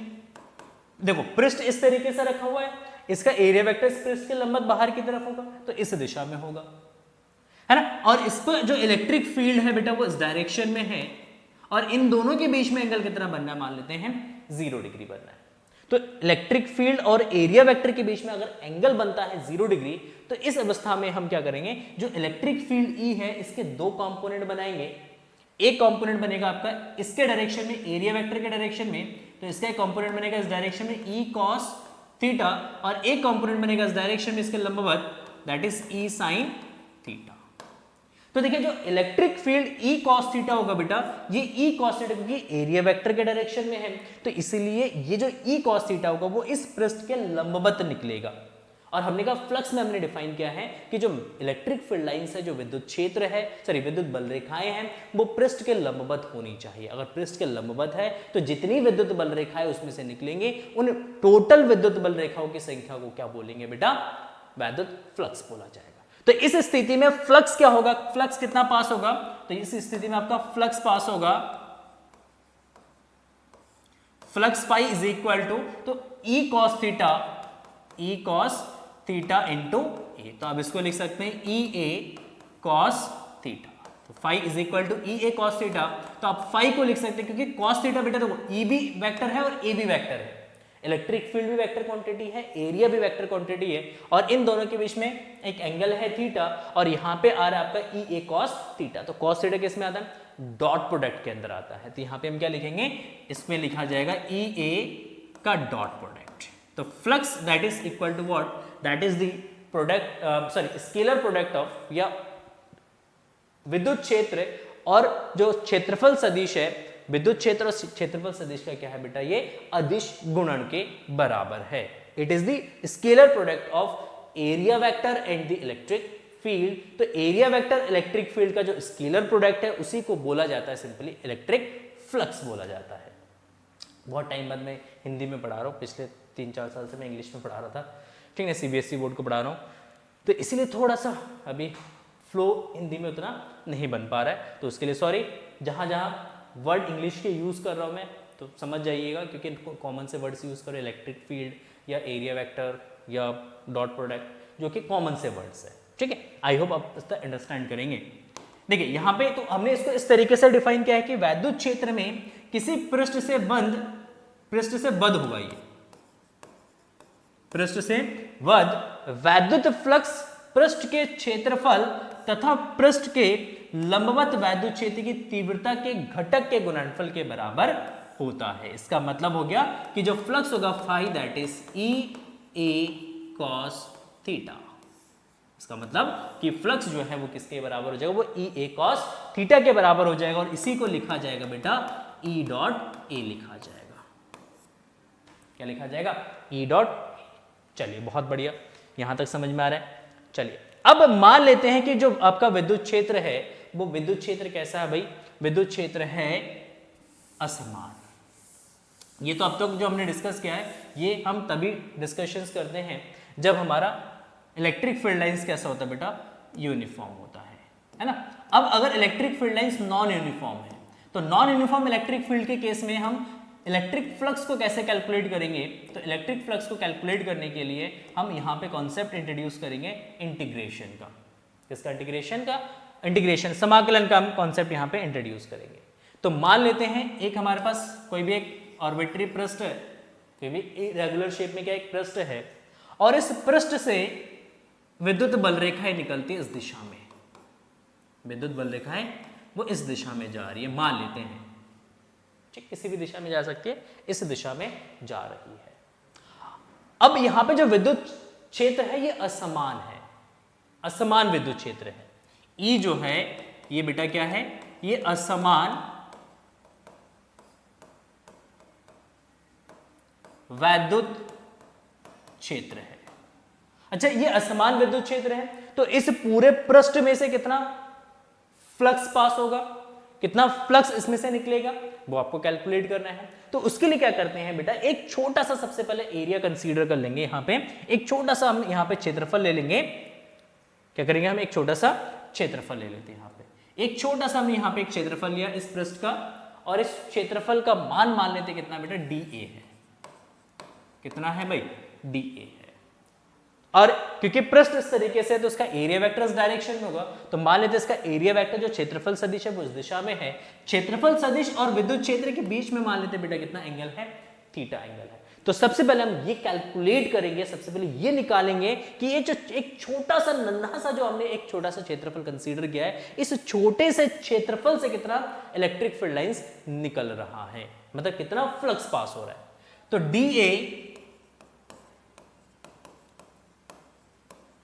क्षेत्रफल से बद्ध वैद्युत फ्लक्स, कितना फ्लक्स निकलेगा, एक नन्हा सा फ्लक्स निकलेगा, एक छोटा सा फ्लक्स निकलेगा।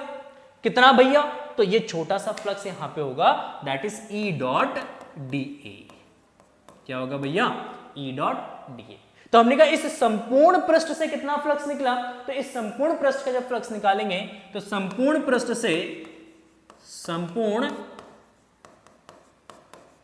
से बद्ध वैद्युत फ्लक्स,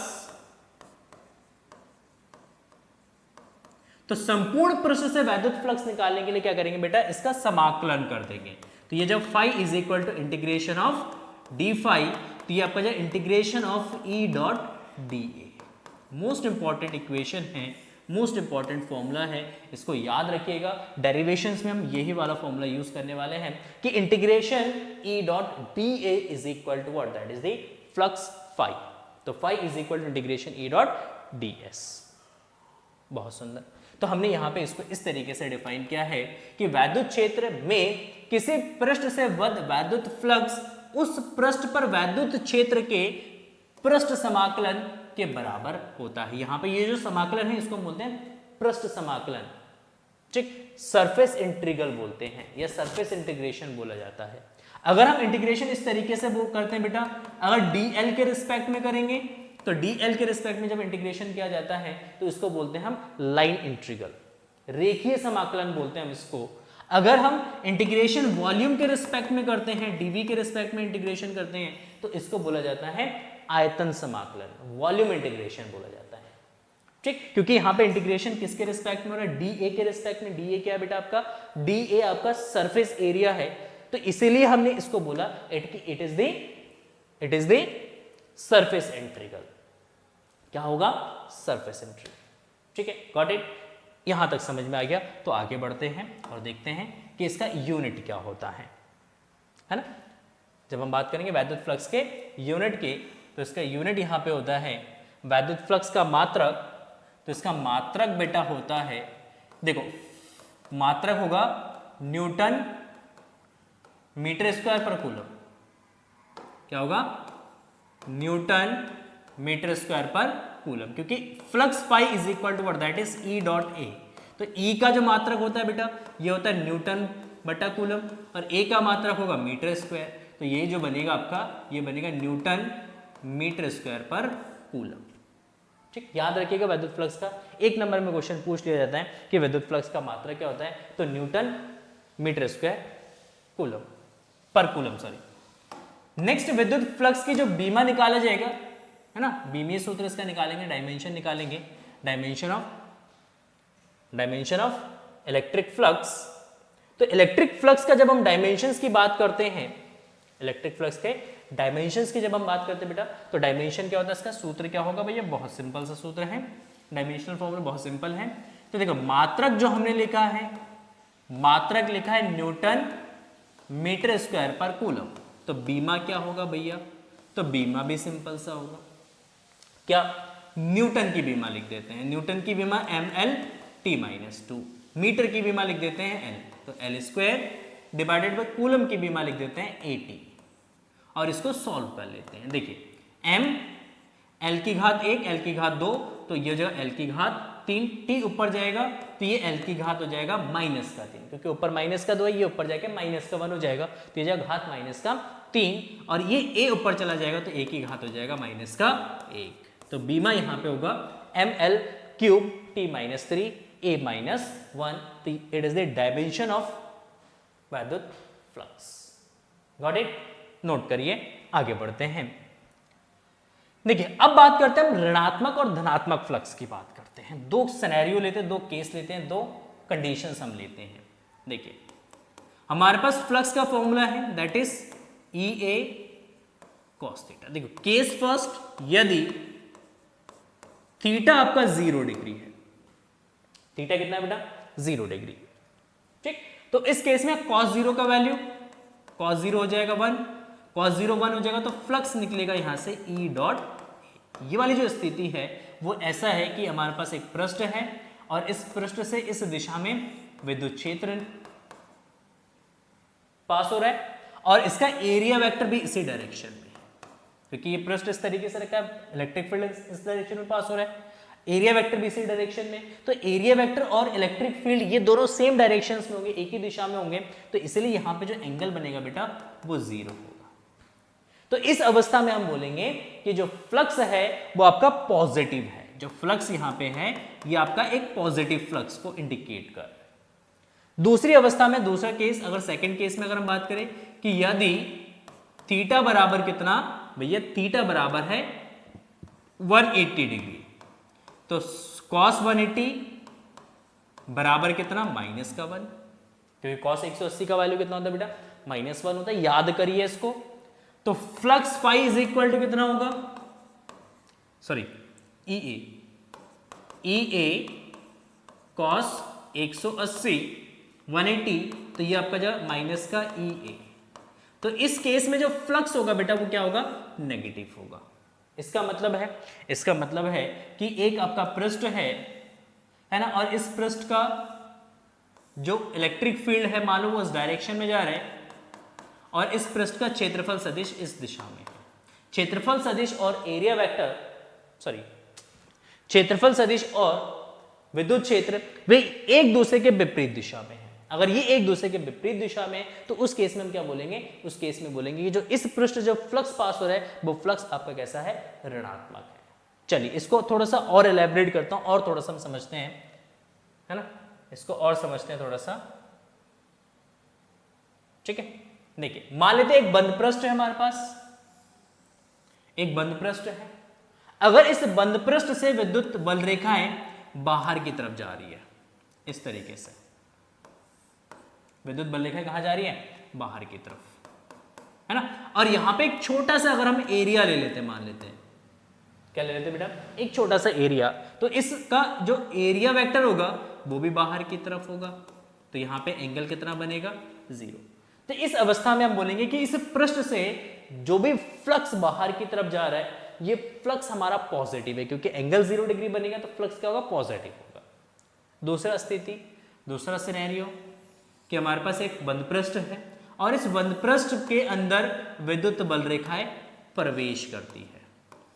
विद्युत बल रेखा इसमें अंदर की तरफ प्रवेश करती है।